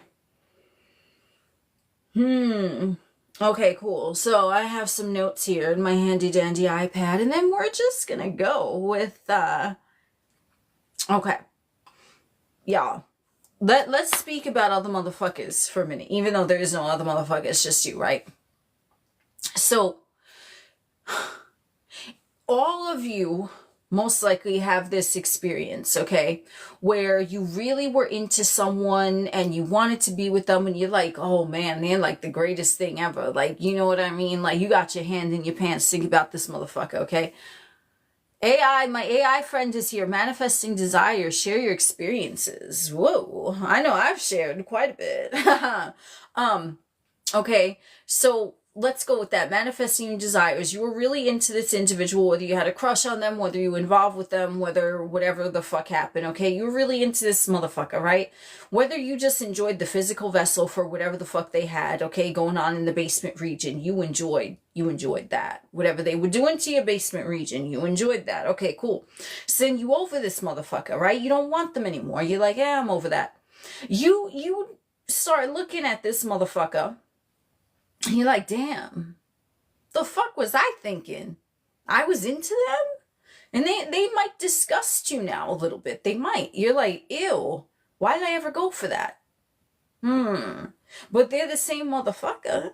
They ain't changed the way that they look. They ain't changed the way that they act. They're there, right? They're the same in 3D, but you changed. You changed because you're always expanding. You're always evolving in consciousness, right? So you're like, the fuck was I thinking even wanting to be with them? And that motherfucker that maybe a year ago you were so hyped over, you're like, ew, what the fuck was wrong with me? Why did I even go for that? And you start finding these things about them that turn you off. Okay? You see what I'm saying? So how was this motherfucker hype? How were they hype? They were never hype. It's your awareness on them made them fucking hype. It was never them. And there's your proof that it all comes from you. It was never about the other motherfucker. Because now that you don't want them, you're like, what the fuck was I fucking thinking? But in that moment in time, your awareness was placed on, oh, this motherfucker's so fine. Whoa, man, I just want to be with them. They're so amazing. And now you're like, ooh, the fuck? But the motherfucker is still the same. You changed. And that is how you fucking can see and prove to yourself that the motherfucker that you're perceiving that you want to be with right now, sure, you might want to be with them, but they're nothing special. Them being special is coming from you. It never came from them. I'm going to put the mic down. It never came from them. It came from you. You were projecting this fucking hype on this motherfucker. They weren't doing that. They're the same motherfucker. You did that because you were perceiving them as like, oh my God, Yeah. So that's how you know that it was never about the other motherfucker. It was always about you. That's why you can have your best homie and you're like, yo, this motherfucker's always there for me. They always have my back. We always have the best time together. Even that person you think they're so amazing, they're going to show up for you as amazing because of you. It's not because of them. Because no one is you and that is your power. It's not their power. They never had fucking power. You have the power because you're the only thinker, you're the only perceiver, you're the only observer, you're the only one that is calling the shots, saying this motherfucker is so great, I want to be with them. But if you were to stop thinking that way, because I just gave you the example, some of you were like, yeah, I see that. The ex that you want nothing to do with, they ain't shit now. Why? Because they ain't shit. Because you said so. It's not because they did anything different. It's because you did. You changed your point of awareness. So it's never about the other individual. So this is why, like, when motherfuckers are like, you know, and I've been there too. So this ain't no shade to that. But like, motherfuckers, hey Trishala, thank you for joining. Welcome to the chat. Fuck yeah. So you don't want to focus on them because you only think they're so hype because you have a story going on about them, but that they're only so hype because of you. They're not hype because of them. They're not. They're just not. That's not how it works. You look at them and you're like, oh, wow. But really, they're not doing shit. They're just there. They're neutral, right? So if there's someone, okay, that you're saying you want to be with, they're so amazing, they're so fantastic, they're this, they're that, my dude, you place in that energy in the wrong direction because you're the one that's giving them that power. It's like you're a fucking outlet. Right? Because you're the only one, you're the only thinker, the only observer. Things can only be brought to life by your attention on it, right? Because you're giving them your currency. And they're plugged into your outlet, okay? And now they're getting charged up and they're getting the benefit, but you're getting drained because you're hyping them up when you're really supposed to be hyping your motherfucking self up. That's why I said with the whole, and this will be on YouTube, so if you want to go in for that whole fucking thing, dance around naked, put on your jams, take a puff, take a fucking drink, spank yourself in the fucking mirror, whatever you want to do, jerk off thinking about yourself, because I fucking do, okay? I tell you, ain't no one in my fantasies but me. Because if I don't sexually desire myself, who else is going to, right? You see what I'm saying? So I think about me, I'm like, damn, I'm fine, damn, I'm lit. So that's what you need to fucking do and not get it twisted and be like, this motherfucker's so fine. Oh man, they're the best in bed. Oh, they're the best kiss. They're the best. My dude, no, you're the best. You see what I'm saying? You're the best. That's why you're able to project onto them that you are perceiving that they are because it's coming from you. So whatever the fuck you're saying that they're doing right, you're instructing them to do that. You're doing that. Just like if you say someone is shit in bed, well, then, I mean, you said that, so then they have to be, right? Like, do you see what I'm saying? So you want to be mindful, especially like with this, when motherfuckers are, you know, there's an interest in love and all of that shit.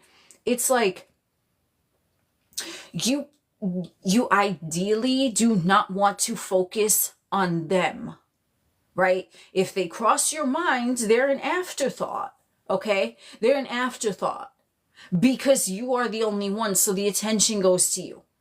And this is what motherfuckers talk about, and like, I'm not on board with that shit when motherfuckers are like, well, give that love to yourself. Take yourself out on a date. My dude, how you gonna look sitting at a fucking 5-star restaurant overlooking the beach, candlelights and fucking roses? You sitting by yourself? I mean, if you cool with that, then by all means. But there's levels to it. Like, come on, let's be reasonable. I'm gonna take myself out on a fancy dinner. Like, huh? Like, no, it's not like that.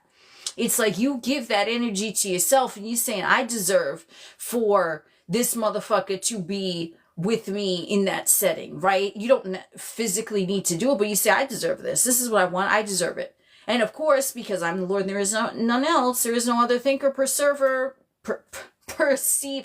Yeah, that's the CutWater talking. Perserver. That's the word now. I don't know what the fuck it means.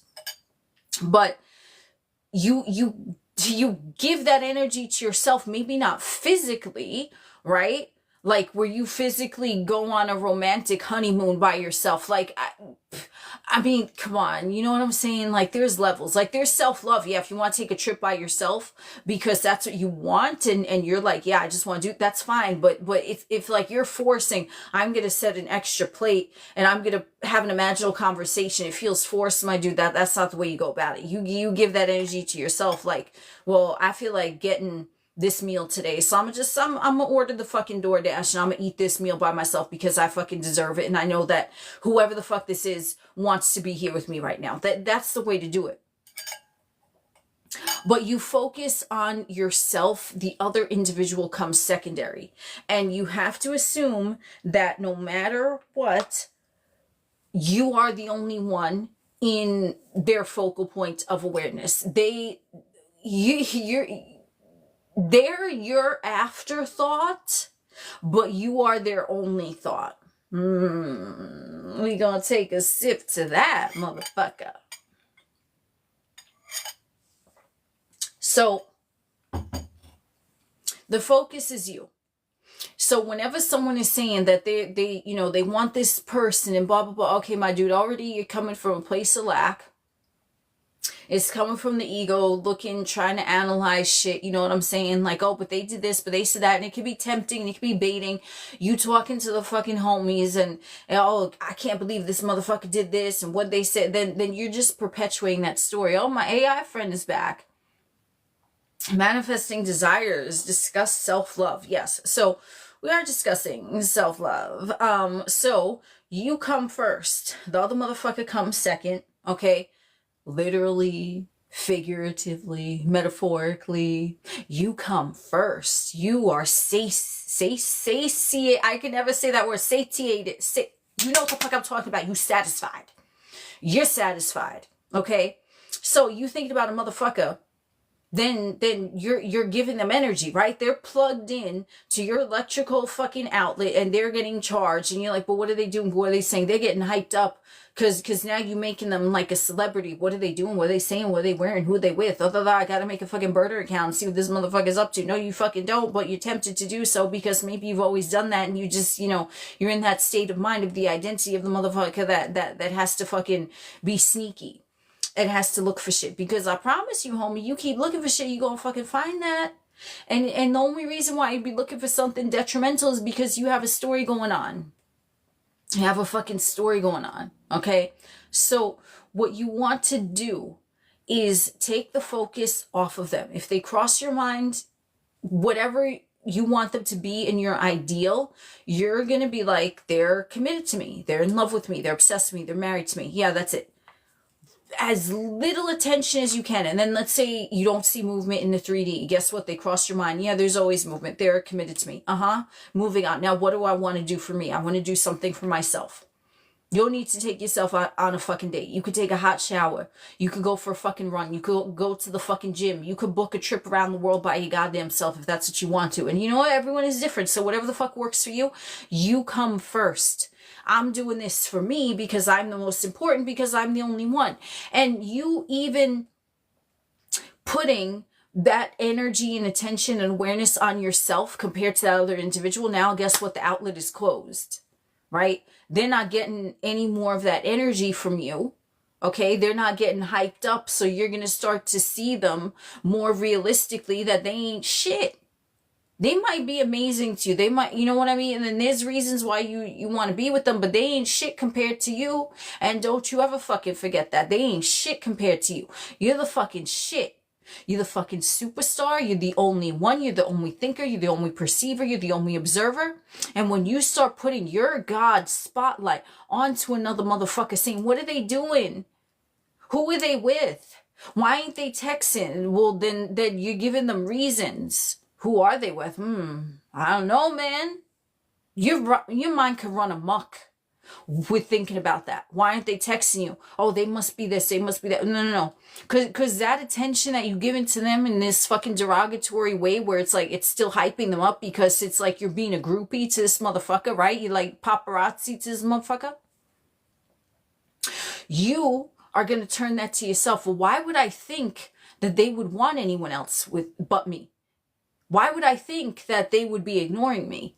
Oh, so then that's how you flip the script and you say, oh, it's not even about them. It's about me. I have a story going on. And that's where you give the attention to yourself and you say, I'm always chosen. So there can be no one else. I don't need to make a fake account to spy on them because I choose me. And I'm choosing me right now because I'm choosing to focus on getting rid of that fucking detrimental story about not being chosen rather than focusing on them because they're just a byproduct of that story of not being chosen. Put the mic down. That is how you give that attention and love to yourself. In the moments when you are perceiving that there is lack between you and the other motherfucker, you say, well, no, they're committed to me. Okay, but what is the story that I have going on that is not allowing me to see that they're already fucking committed to me? Jerk off to that. Jerk off to yourself. I'm the shit. I'm the Lord and there is no else. This motherfucker cannot exist without my awareness on them. Because they can't. Because if you just drop them from your awareness and you said, you know what, they're banished. I don't know where the fuck they went, but they're banished from my fucking universe, never to be seen or heard from again. If you really drop them from your awareness, they would cease to exist. That's how fucking powerful you are. So you thinking about what are they doing and all that shit. Ooh, thank you for the gift. You're like a groupie to this motherfucker. But then, like I just said, there's been motherfuckers that you really wanted to be with in the past, and now you're looking at them and you're like, ew, I never, like, what the fuck was wrong with me, right? Because it's you, it's all coming from you, so this motherfucker ain't hype. You're just thinking they're hype because you're coming from a place of lack and insecurity, and that comes from a story that you have about them specifically, or relationships, or it could be self-concept, it could be a whole multitude of fucking things, but it's coming from you.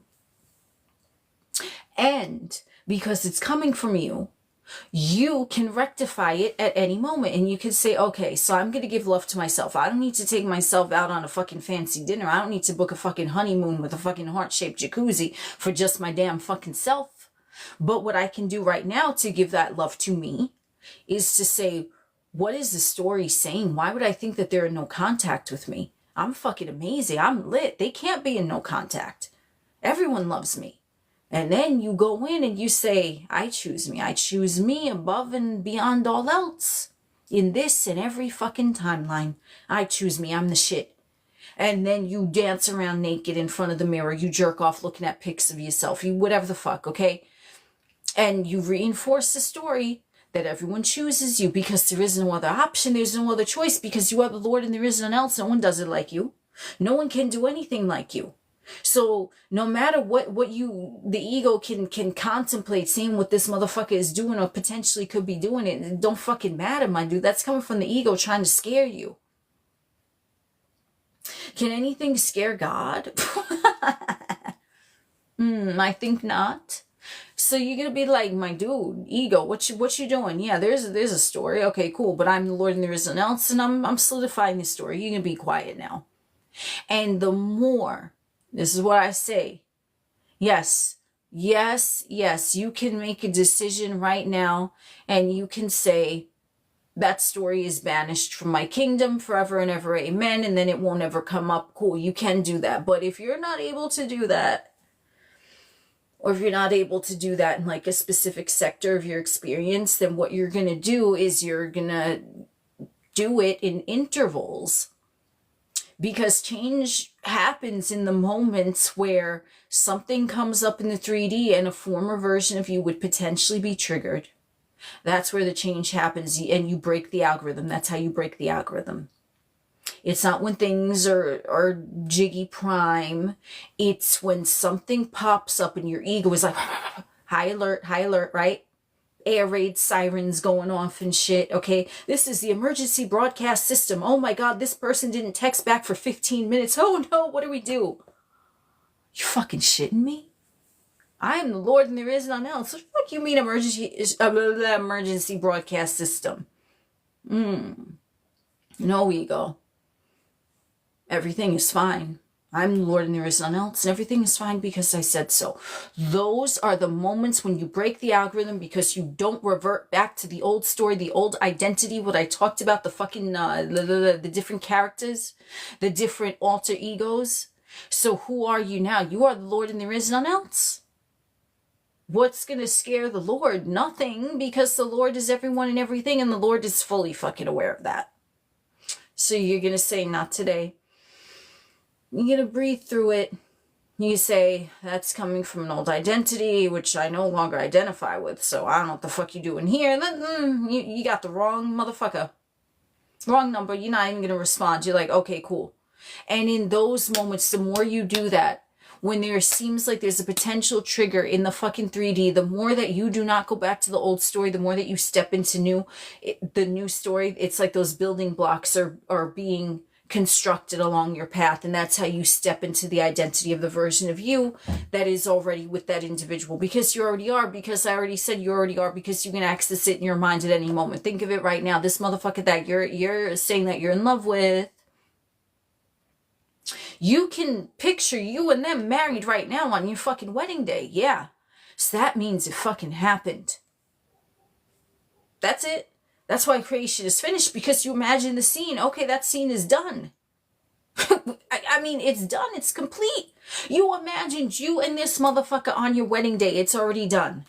So what's in the way of that now? Thank you for the gift. 777. What's up? Fest Pop. Hell yeah. So it's done now. Creation is finished. But if you're constantly allowing the ego to deter you from that creation being finished, you're never going to fucking get there. So you want to not hype up that motherfucker, because like I said, they ain't shit. The only reason you perceive them as so amazing is because you're perceiving them as amazing. Has there been instances, especially like earlier, ooh, thank you for the gift. Earlier in my journey, I would hype up motherfuckers. I'd be like, oh, he's this, he's that. And then other motherfuckers would see him and they're like, girl, what? This is who you're talking about? and like, they didn't see that, but I did. Why? Because of me. Not because of them, because of me. Not because of the motherfucker, because of me. Do you see what I'm saying? So it all comes from you. That's exactly what it is. The hype about this individual is coming from you, and the story why they wouldn't be with you right now exactly the way you dictate is also coming from you. Because you are the Lord and there is none else.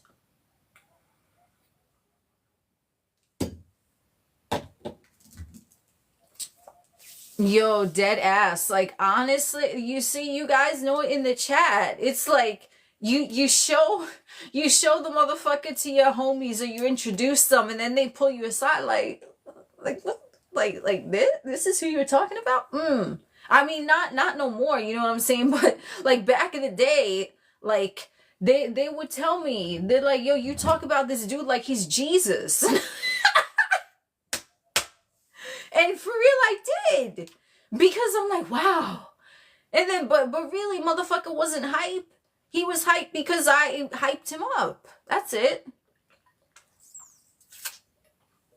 So that's why I made that analogy. When you get over someone, you don't want them anymore. It's kind of like you took your awareness off of them being so amazing, and now you're just like, oh, they're just there. They basic. You know what I mean? Like, because the only one that can hype them up is you.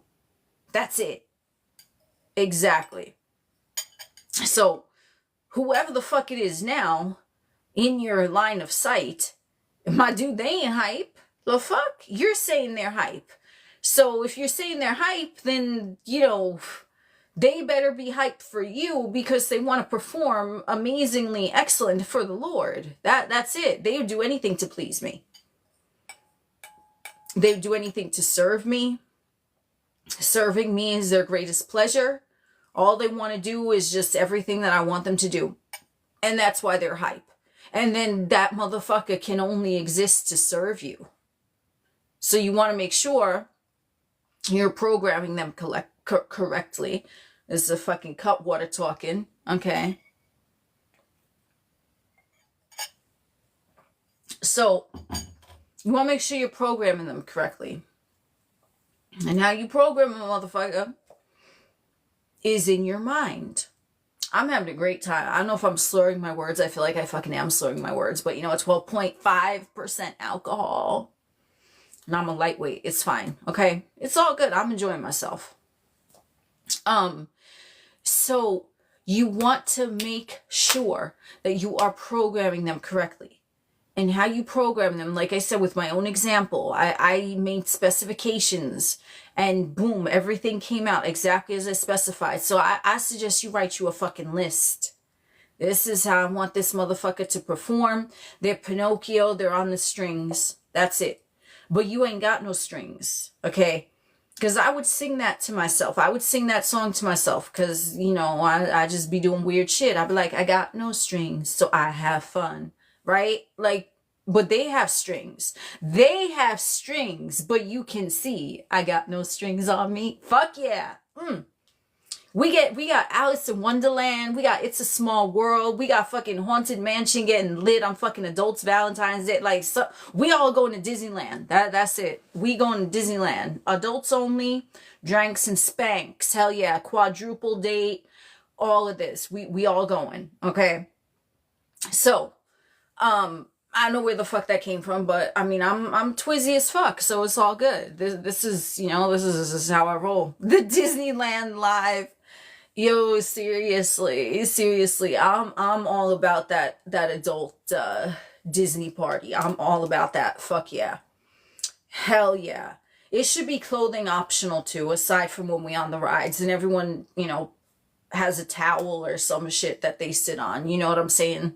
But I really like, and I've always wanted to go like to like a clothing optional resort, but like everyone tried to talk me out of it. I'm like, why? Like, I mean, whatever. Anyway, so needless to say,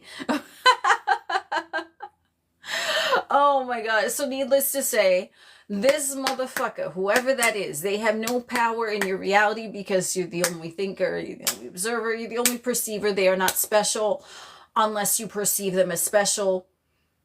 You got no strings, but they do. And their strings are attached to you because when you think of them, you want to think of it like you're sending a telekinetic message and they're in front of you and they're awaiting your instructions. They're like, you know, they're kind of like in suspended animation until you place your awareness on them, right? And that's just how like the quantum field works. Nothing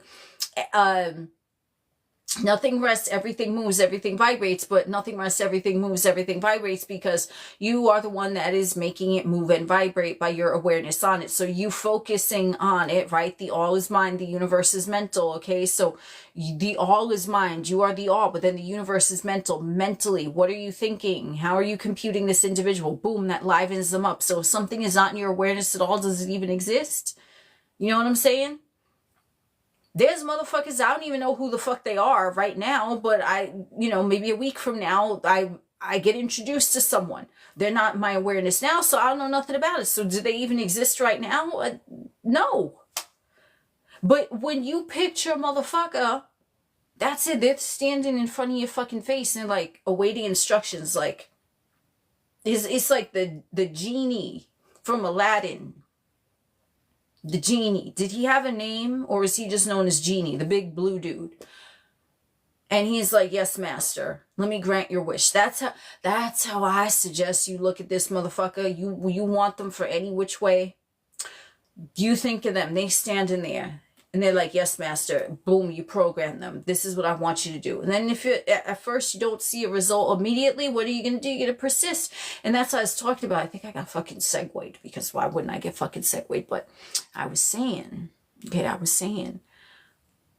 was like, things are in suspended animation until you bring them into your awareness, right? So it's the same for the individual. They're waiting there and they are on pause until you give them a command. And this is why, if you're saying, I've been manifesting this individual for this amount of time, but nothing has happened, then it's like they're moving because you're saying you're manifesting them, but then, oh, nothing has happened. They're like, it's like freeze frame. They stop. Oh, but I've been manifesting for them to text me, but they still ain't text me. So they're picking up their phone. They want to text you. Oh, but they ain't text me. They doing the freeze frame, motherfucker, because of you.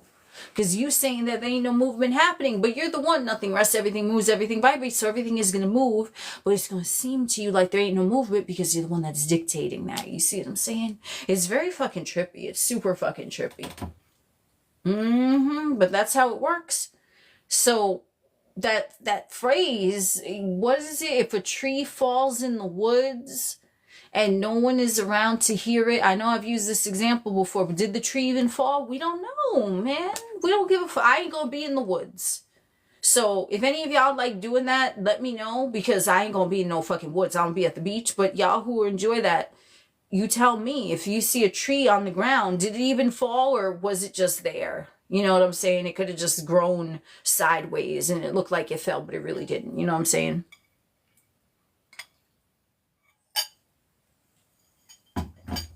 So I don't know what, I don't know what the fuck. I've been sermoning for quite some fucking time here. I don't know what's going on in the chat, but I'm feeling, man, these CutWaters are so fucking good. I saw this fucking challenge on TikTok, and it was like they were putting beatbox, buzzball, and CutWaters all together. I said, damn, that's gangster. Because, I mean, of course, it's coming from my perception, but I'm like, there's no way I'd be able to do that. Like, there's no, one CutWater, just, and I mixed it with a little bit of raspberry seltzer from Trader Joe's. For me, I'm lit as fuck, but I'm a super lightweight. BBC challenge. Thank you, Kayla. Yeah, that's what it is. Manifesting relationships. Comment your tips. There's my AI friend. What is up? My AI friend. That's what I'm gonna call you from now on. Whenever you surface in my live, I'll be like, yeah, that's right. So I mean, I don't know how anyone can do that with that challenge. I mean, for me, it's just, and I don't really have an interest in doing that. I remember the Four Locos back in the day, and that shit was, I mean, it was something else, okay? And just one, I wouldn't even be able to finish one because they were like fucking huge. But I remember that shit, and I was like, no, that did not agree with my system. But CutWater, for whatever reason, is agreeing with my system. So we just, we gonna go about this.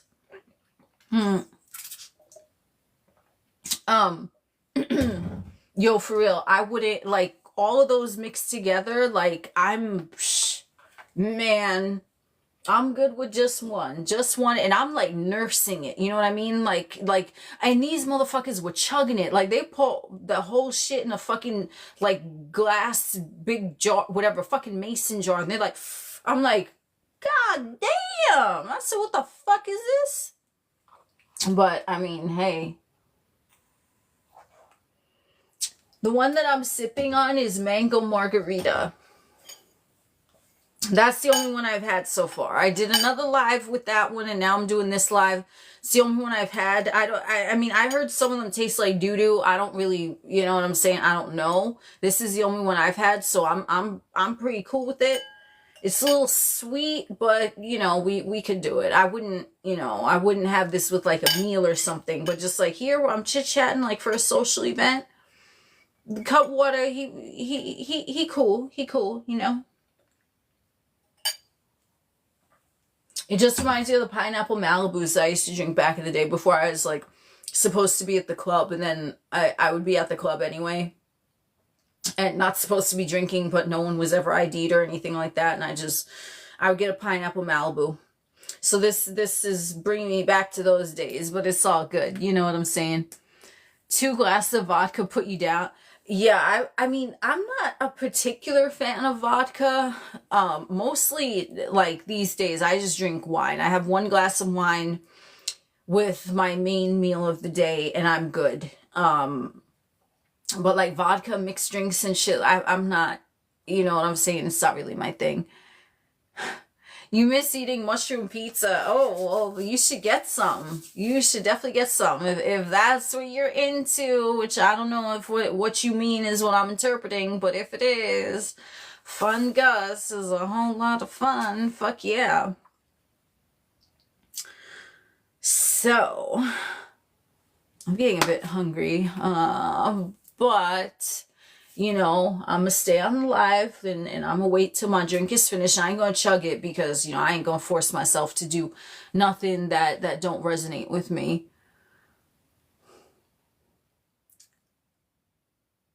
Good night, Alessandra. Thank you for joining. Have a good night.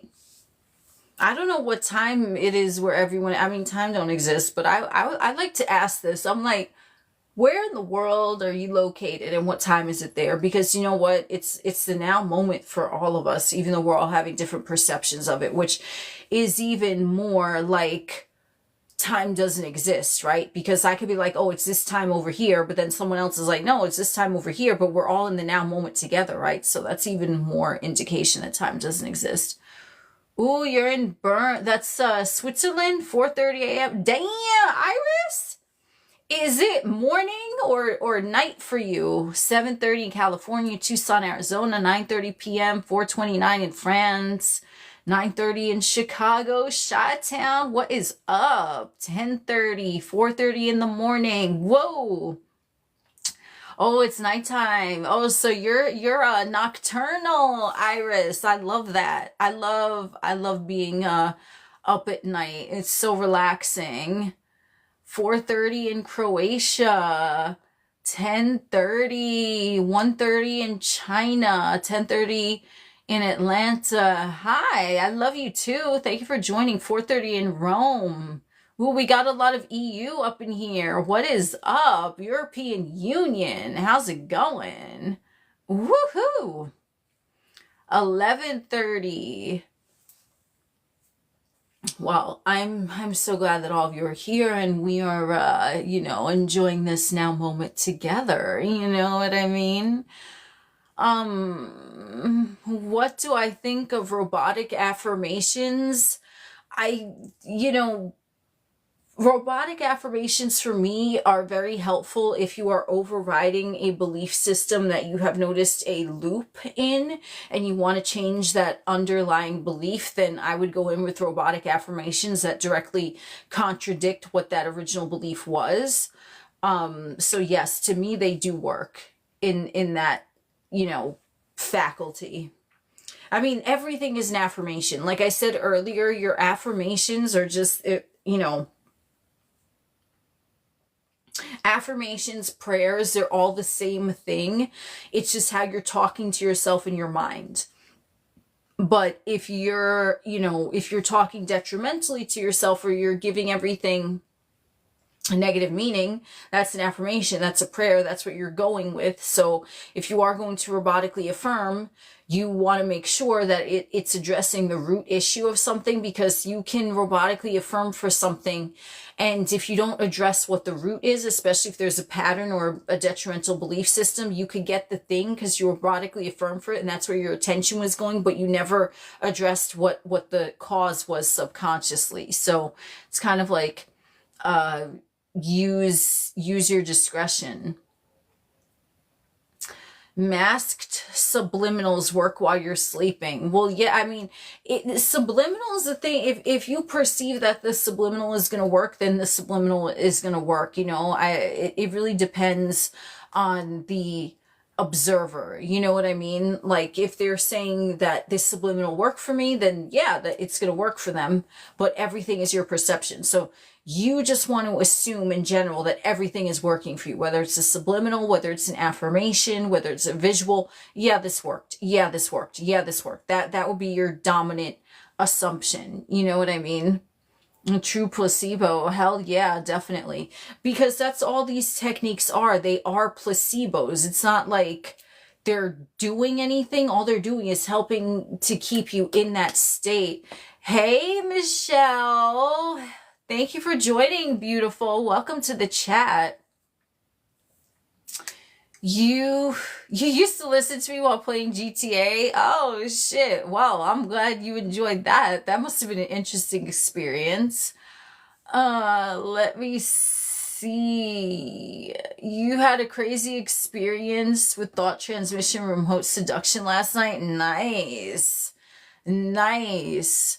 I mean that's how it works. You know what I mean? Like I would do this before I even knew that that was a thing, just by thinking about like a person and letting my mind go buck wild in my imagination, like all the things we'd be doing. And then lo and behold, the shit would happen. I'm like, what? Like, but at that point, like I wasn't, aware of like the reality conscious co-creation. I was just like, oh, I'm psychic. I was thinking about it, so it happened. But little did I know at that point what I was really doing. So, I mean, definitely if you are thinking about someone, you want to think of it as favorably to you, whether it's like a sexual thing or whether it's like what they're saying to you. You want to think of it as favorable to you, Hey, Mr. Android, what is up? Love and blessings to you. Thank you for joining. Thank you for stopping in.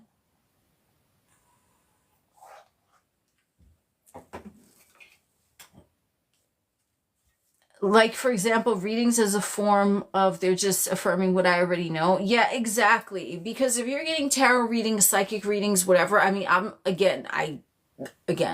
always say this, but I don't see a problem with that. Some people that are into manifestation are like, well, you don't go tarot reading. Like, if you're into tarot and you enjoy it, fucking get the reading. But I mean, you don't want to be obsessively, I need another reading. Need another reading. It's like, oh yeah, I'm getting a reading because I feel like it. This is what's going on. Cool. Subconsciously. Nice. Like it's about the way you approach it. I personally have never seen an issue, with tarot readings or astrology or psychic readings or any of that. If you're into that, why should you refrain from that? It's just, you still want to know that you're the only creator. There's no one doing anything. It's just a reflection of you. Everything is a reflection of you.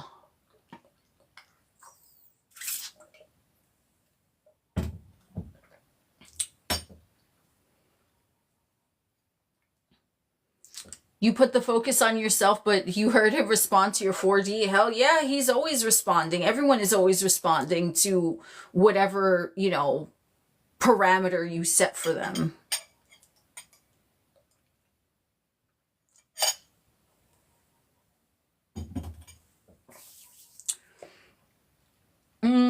Someone says, guys, whenever you crash out over SPs, just go watch videos of manifesting coaches making fun of them. Okay, number one, that if that works for you, that works for you. That might not work for everyone. But okay, here's the thing, right? And here's what I'm going to say, right? In regards to that, because that was a good point that you brought up. Okay. Yes, the other person doesn't matter, okay? This individual that you want to be with. But there's also, because I've had these experiences, I'm telling you from experience, okay? You're crashing out over someone. You turn on a video and a manifestation inclined person is talking about, oh, this motherfucker ain't shit. They're not shit in terms of like, they cannot do or be or think anything in your experience unless you allow that. But you also don't want to make fun of the person to the extent that now you're creating that version of them who's going to show up in your experience to be made fun of. Do you see what I'm saying? It's a fine line. And so, yes, I can see where you're coming from with that, where it's not that serious, the other person doesn't matter and they don't, but you also don't want to like clown that person that you're interested in to a point where they're a loser, they're broke and they can't get anyone and everyone thinks they're ugly.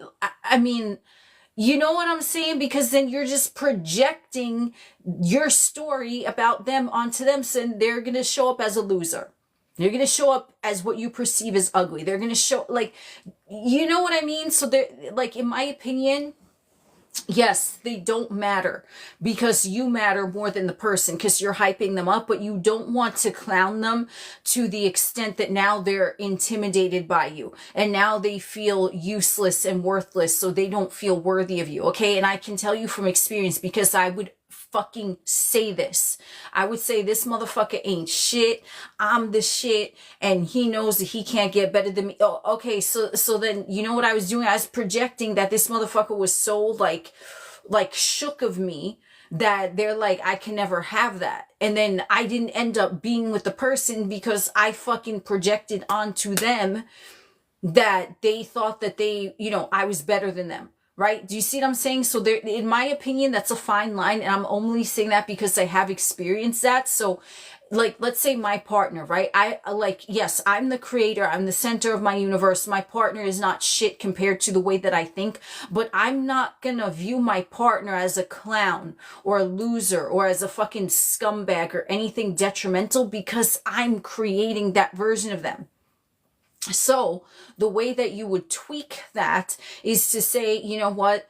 My partner notices no one but me. No one but me notices my partner. My partner shows up for me perfectly because my partner exists to assist and serve me. And my partner is so attractive to me, but I'm always more attractive to my partner than they are to me. My partner always does everything to please me and serve me. My partner shows up as loyal, devoted, ride or die. I'm not going to clown that person because I'm just creating that version of them to be a fucking loser.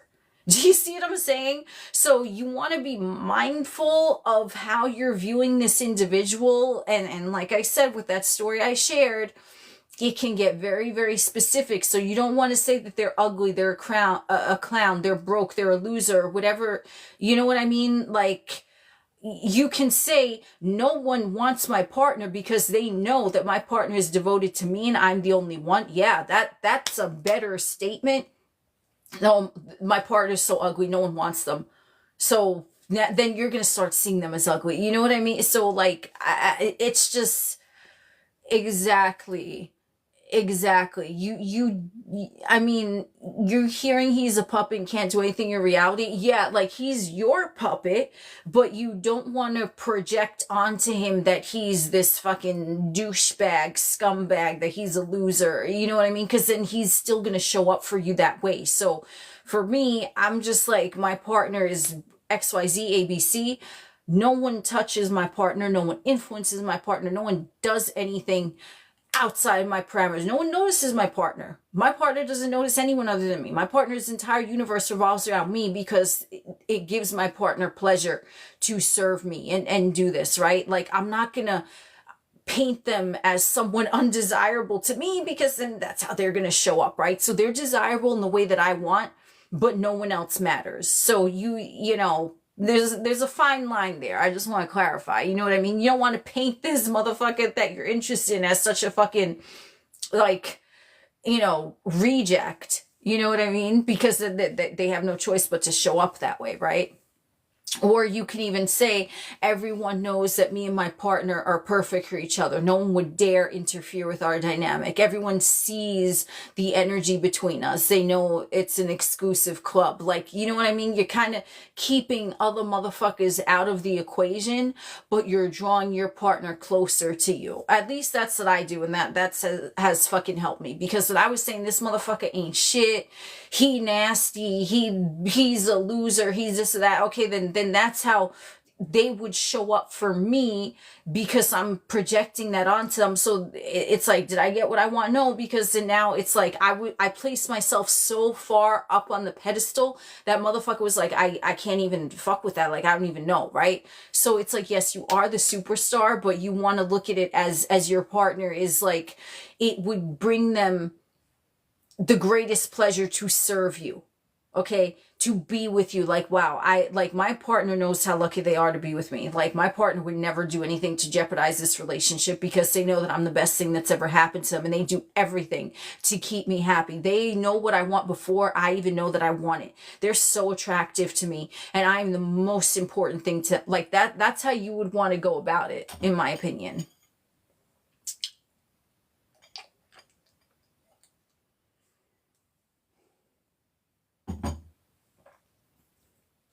Can you say he's your B word, your bitch? I mean, if that's what you mean, you could say whatever you want, but what is the word bitch implied to you? You know what I mean? Like, Does that imply something positive, something negative? Because if someone is your bitch, like, I mean, someone would be my servant to the point where it's attractive to me, but if someone is just a bitch and they're going to bend over and just cry in the corner, I'm not going to find that attractive. So you have to be mindful how your definition of that word is, because it's like, yes, my partner exists to assist and serve me in a way that turns me on, not in a way where I'm like, oh my God, like, the fuck is this? You know what I mean? So you got to be specific with what that word means to you.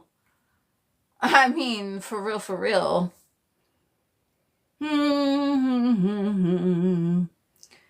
Why do some things manifest in the material faster than others, even if you let it go? That's still your perception of it, because remember, time doesn't exist.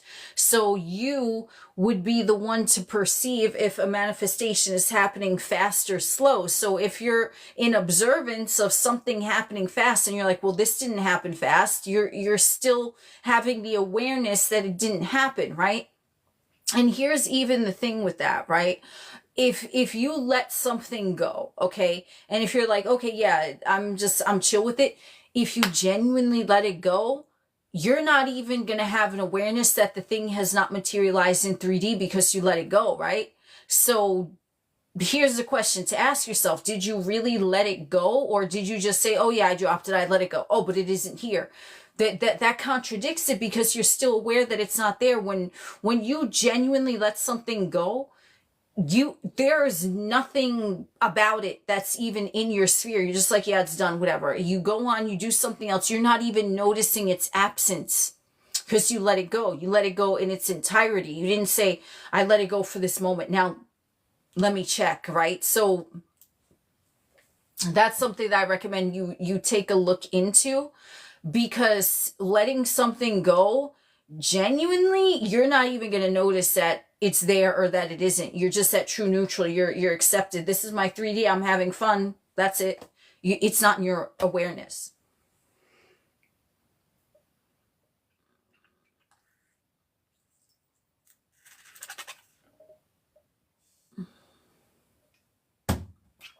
Oh, my AI friend is back. Manifesting relationships. Ask about specific techniques. I said every time you enter the chat, AI, I'm gonna go, the technique that I recommend for manifesting a relationship with anyone, who do you want them to be in your reality? Answer that to yourself. It doesn't matter what's going on in the 3D. They are now that. They are your partner. They are your, spouse. Whoever the fuck you want them to be, that's who they are. You do not view them and interact with them as anything other than who you declared them to be. And when you're interacting with them, the technique that you do, whatever they do, whatever they say, whatever they don't do, whatever they don't say, oh, they love me so much. Oh, they're so committed to me. Oh, they show me every day that they're devoted to me. You go in your mind, and before you interact with them, you don't go with the expectation, what if they don't text back? What if I post a story and they don't like it? That's not coming from the version of you that is in the committed relationship. The version of you that's in the committed relationship, they were there. They were the one that filmed you to post that story. Do you see what I'm saying? So you're going to be mindful of how you're thinking. Are you thinking from the end of you being with them and them being with you? Or are you thinking from the person who is manifesting it? That's the advice, that relationship shit.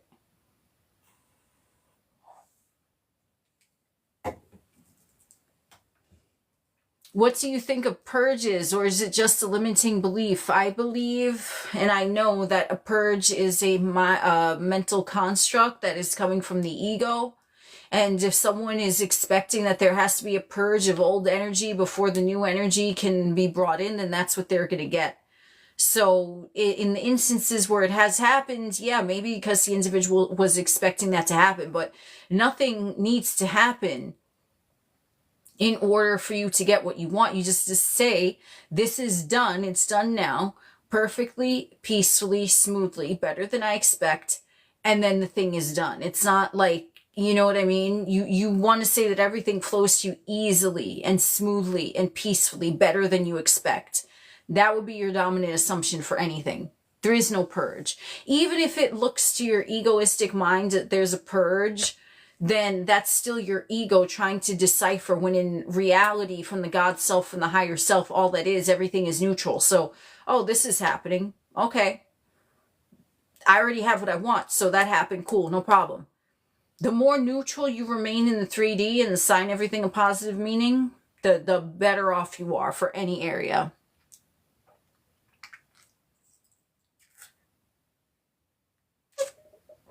As I sip from my queefing fucking cup here.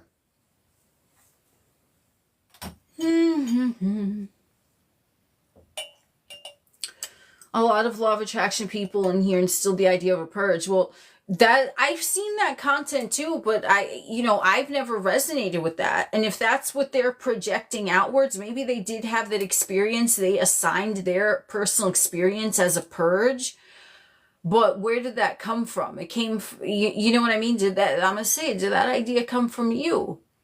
Did it come from you? No, it came from elsewhere. So in my opinion, anyone, even if they know about the law and they're talking about a purge, things have to fall apart before they fall into place. That was their experience. But no one had, in my opinion, should be saying that has to be everyone's experience. They can say this is what their personal experience was, but that doesn't mean it has to happen for everyone. So remember, individuals that talk about manifestation, they're not God in your reality. If you resonate with what they say, then sure, you're still accepting that as true, you as God of your reality. But nothing needs to happen. You can just snap your fingers, wake up in your dream reality fucking tomorrow, and nothing needs to happen.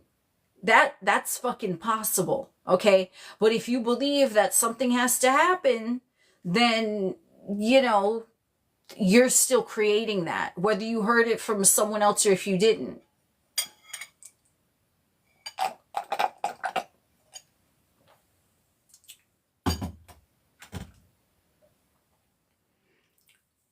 Exactly. Things can happen automatically and instantaneously. It's just what do you expect? You know what I mean? If you're expecting that something chaotic needs to occur in order for you to get what you want, that's what's going to happen. If you're just saying everything is already worked out perfectly for me, then that's what you're expecting. That's what you're going to get.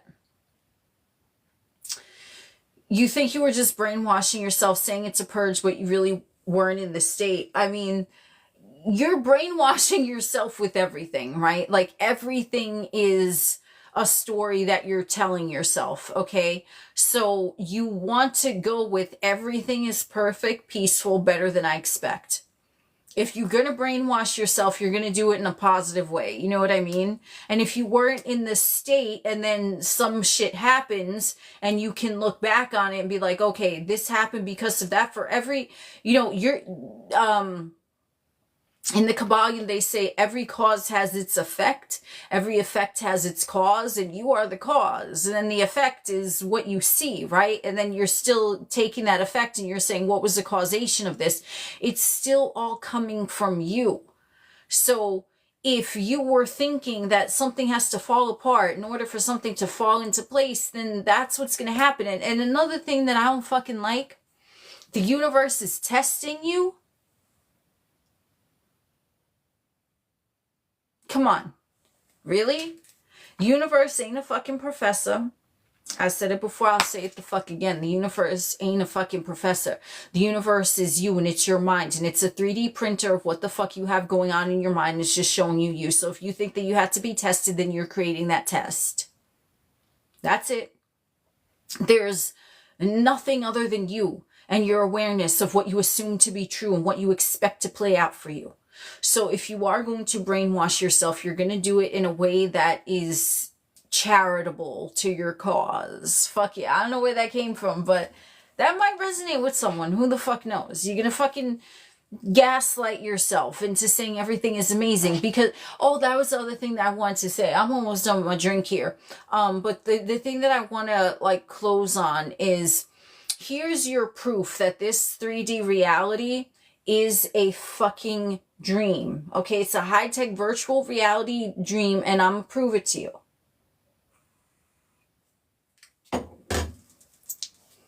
In a dream, I have many vivid dreams. I have multiple dreams a night. In every single one of my dreams, and most likely for you all too, and if it's any different, you could throw out what's been different for you in the comments, but I guarantee you it's been the same experience for a lot of you. The dream starts in the middle of it. You're just there. You're just placed in it, right? Because the quantum field, all the realities are already done. You're just in there. So what are you tuned into? Okay, I'm in here. Yeah. So all your dreams, and I'm talking like the dreams that you have at night. I'm Twizzy Prime. It's all good though. So I don't think I'm slurring my words, but it's all good. Even if I am, I know that the point will get across to those who are meant to resonate. In your dreams that you have at night, you just end up in there, right? You're in the middle of it. Right? There's no beginning. There's no end, right? There's no in the beginning. No, it's just boom, you're placed in a fucking position. You're like, okay, yeah, I'm canoeing through the fucking Niagara Falls. Oh shit, I'm going down the water. Okay, cool, right? There's no end. Well, you didn't get up out of your canoe. It just changed scenes. And now you're in a fucking liquor store buying fucking Malibu and Hennessy, right? There was no beginning, there was no end. You just, boom, you there was a timeline in your fucking mind in the dream. You're just there. You're placed in the middle of it, okay? So, think about it. Think about it, right? So, you're just placed in there because the quantum field, you can access that moment in time. So let's say, for example, like I said, your wedding day, you're in there right now. You could access it right now. You could picture the visuals and fucking everything. Okay. Fireworks going off. You got the fucking swans strutting by. Okay. You in that right now. Because it's in your mind. It's a dream. It's a fantasy. Just like the dreams that you have at night. How did you get there? You don't fucking know. You were just placed in the middle of it because it's the quantum field. Everything is accessible at once. It doesn't matter how you got there. You're just in the middle of it. Right? And this is how your reality works in this game of life. Right? The 3D Earth Matrix. When you were born. Do you remember the day that you were born? Yep. AI came in. I manifesting in reality. Discuss your experiences. This is what we're doing. Do you remember the day you were born? Everyone's saying nope. Okay. Yeah. So here's more proof that this reality is a dream. Because dreams have no beginning, they have no end. You're just in it. You're just selecting quantum field, a reality here, a reality there, a reality over here, a reality down here, a reality up here. You're just in the middle of it because you're placing your awareness on it. You don't remember the day that you were fucking born, okay? And you could have been told shit. Okay, this is my birthday. This is what happened, right? Do you remember having that experience? No. When was your first memory formed? I can tell you, I don't fucking remember what my first memory was. I have a fucking idea. I remember sitting in a high chair eating creamed fucking corn. Okay? From a fucking baby food jar. It was cream fucking corn, and I remember that shit tasted lit as fuck, and I was sitting in a high chair. That wasn't the day I was born. Because I heard stories about the day I was fucking born. But my memory, if I wanted to go back and say like the first memory that I had, I was in a high chair, I was eating cream fucking corn with a little spoon, and that shit was lit as fuck, and it tasted so good to me. And I was like, I want more.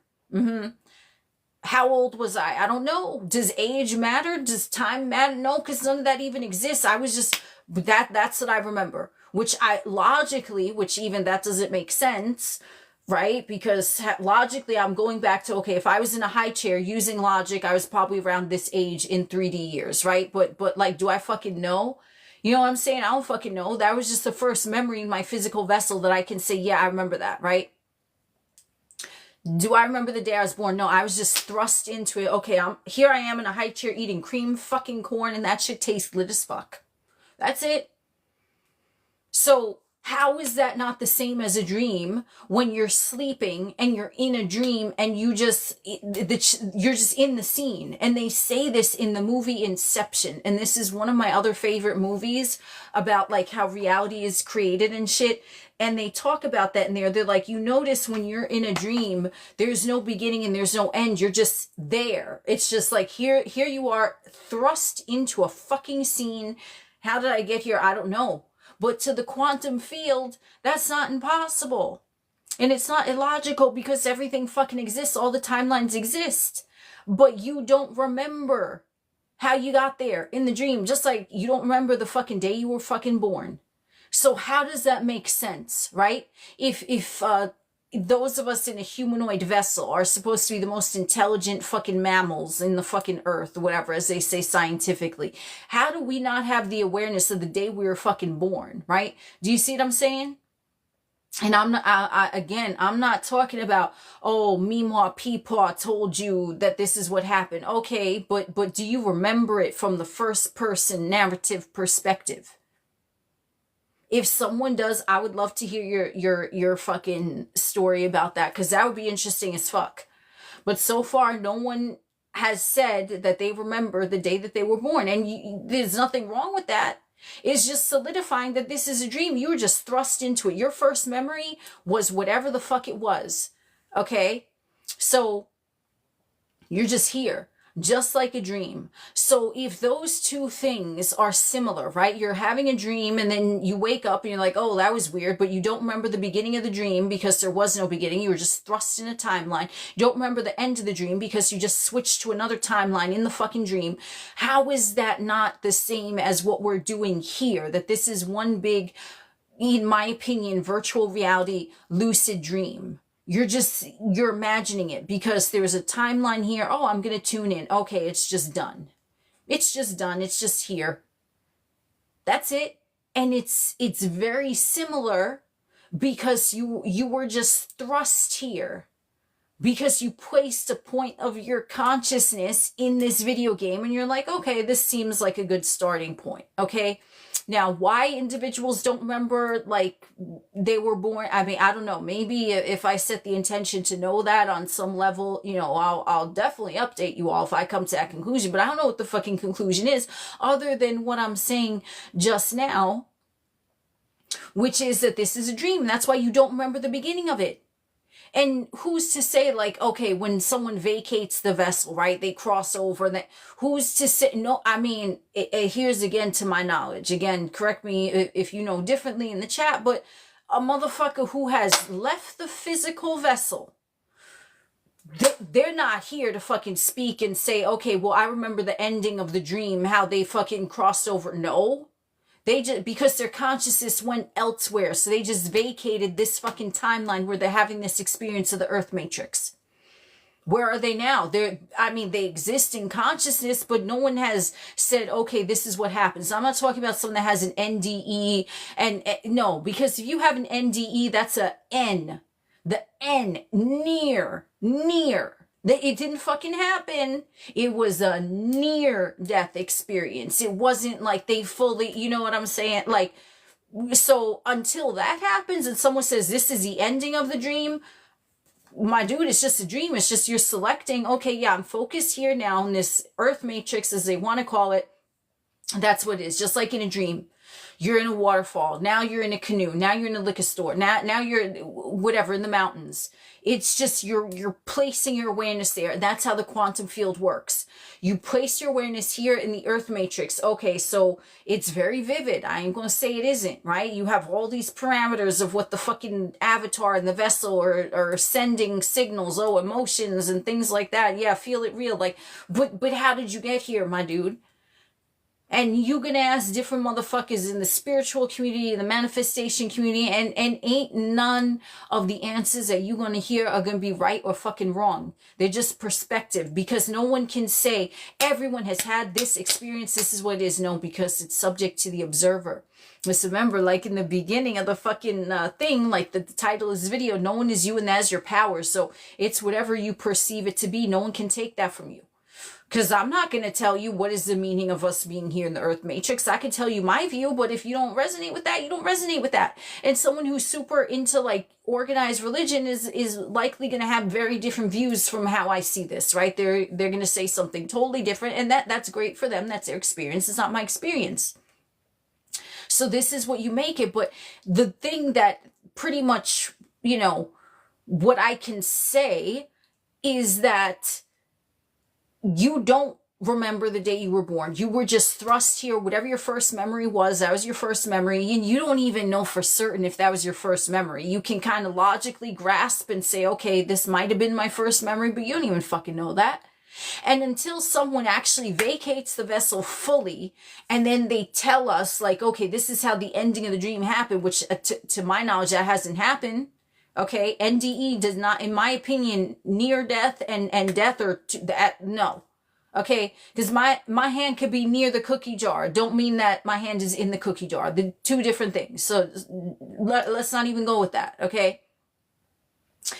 In my opinion, that is how you can tell that this is a liquid reality. It is a high-tech virtual dream. So when you are dreaming and you are sleeping and you remember your dream, I was here, I was there, multiple dreams. How did you get there? You don't know. How did the dream end? I don't know. I just switched into another path. That's how you switch timelines in your mind. And even for me, and I can tell you from personal experience in the 3D, how did I'm in a place right now where a year ago, I would not have even guessed. And I mean that in a good way. I'm like, wow, like, and if I were to tell you exactly what transpired from 1 year from this day to now, I could not even tell you. It just happened. And yes, maybe in linear time, it looked like there was something occurring, but I cannot tell you that because it just happened, because I placed my focal point of awareness on the timeline that I'm in now, and now I'm fucking in it. And I can't tell you what happened. I can give you maybe like a brief 3D synopsis, but like, to play out everything, well, this happened and then that happened. No, I just placed my awareness in a place in space in the quantum field. I said, this is what it is. It fucking happened. And I mean, this, number one, it happened less than a year, but I'm just saying a year. A year ago, my life was completely different than what it is now. Okay. Completely different. And it's only been an upward trajectory for me. So I can tell you, yes, I placed my awareness here and then maybe some events transpired, but I couldn't even tell you a play-by-play. This is what happened. And then that's what happened. I can maybe give you a loose, rough draft, but that's how shit works. This is why when you are looking at yourself, who you were maybe a year ago, 2 years ago, you're like, wow, I can't even believe that motherfucker even existed. Who even was that? And for you to articulate how you came into this change of who you are now, that metamorphosis, it just happened. Because you're not meant to know that, because it's irrelevant. The timeline where you want to be is relevant. That's why in dreams, they only show you the important parts. I'm surfing. Now I'm cave diving. Now I'm skydiving. What, cave diving? Well, you kind of dive into a cave because it goes down, but you know what I mean. You're spelunking. Whatever the fuck. That word makes me giggle. It sounds like something perverted, like you would do in a fucking, sexual circumstance. Spelunk. Like, I whacked this person, they spelunked all over the place. I don't fucking know, but whatever, okay? In your fucking dream, you're skydiving, you're mountain climbing, you're spelunking, you're doing all this shit, okay? Because that's the important part. That's the highlight. So it's like the fast forward, the boring parts of the movie. Because you're not meant to, in my opinion, you're not meant to like know all the details. That's why in the dream, you're just, here you are. How did you get there? Where's the beginning? Where's the end? It doesn't matter, because that's how the quantum field works. You select a reality. You hone in on it. How you got there, I don't even know, man. I don't even give a fuck. I'm here now. That's what matters. I'm having me a good old time. That's how it fucking works in my experience. I'm not saying this is right or wrong. If you resonate or if you don't, that is up to you. Please do not take what I'm saying as your truth unless it resonates with you. But that is my experience. That is what I have seen. And this is what I'm telling you as an example, as proof, as how this reality is constructed. It's like a dream, because how can it not be?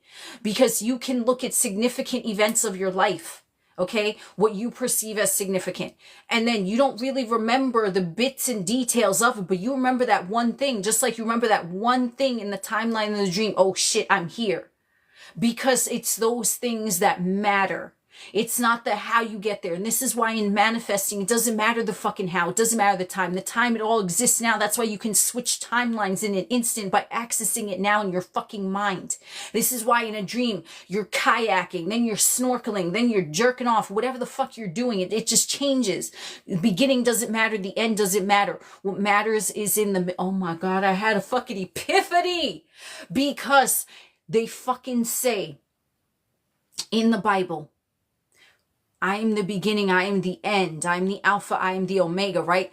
Because you declared the experience that you want to happen, which makes up the middle. And it's already declared. And the beginning and the end of that thing, I am the beginning, I'm the end. Therefore, the middle is already made manifest, I'm that, right? The beginning and the end, it's already done, it's all one, which is why the experience that you are summoning matters, right? It's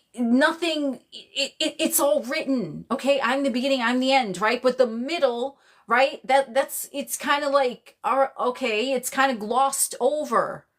It's glossed over because it's like you want this thing. Okay, I'm here. Okay, I'm here. Okay, I'm here. And what's happening in the interim between when you're going in between these different juncture points, it doesn't matter. Because you declare from right now, I'm the beginning, I'm the end, okay? What happens in the middle, sure, yeah, it's a great time, cool. It matters to that extent that you're just saying, yeah, it's already done, I'm having a great time.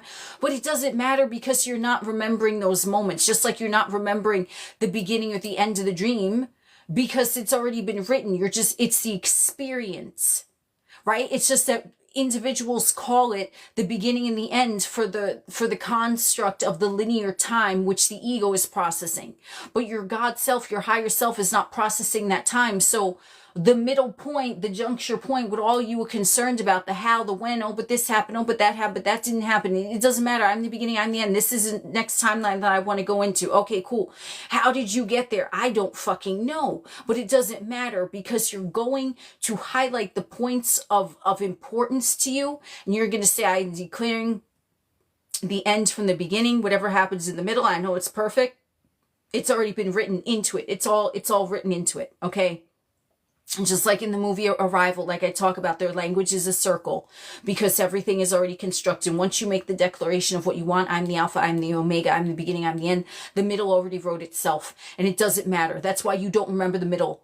That's why you only remember the significant moments in your life. That's why the dream has no beginning and no end, because it doesn't fucking matter. It's about the experience. Okay? That's it. I'm in the experience now. Boom. The beginning, the end, it doesn't matter. I'm in it now. It's important to you. You enjoy it. It's a highlight. But how you got there, it doesn't fucking matter. You don't remember the fucking exact road you took to Disneyland. Maybe you do for some sort of like logical purpose. Okay, yeah, the fucking, I'm gonna drive down the 5, whatever the case, right? But you're not remembering, oh, this exit occurred here, and then I used the restroom over here. No, you're not fucking doing that. Because it's Disneyland. Boom. That's the timeline. You quantum jump to the fucking Disneyland. The middle doesn't fucking matter in that aspect. Holy shit. Man, I don't know where this went, but I've been drinking and I'm getting hungry and I had to pee. And my drink is done. So, thank you all for joining. Thank you for the gifts, for the comments, for the conversations. This will be posted on YouTube. Thank you so much, everyone, for the scintillating conversation. I really got to pee and I'm hungry. Thank you all for being here. This will be on YouTube. I'll talk to you guys later. Bye.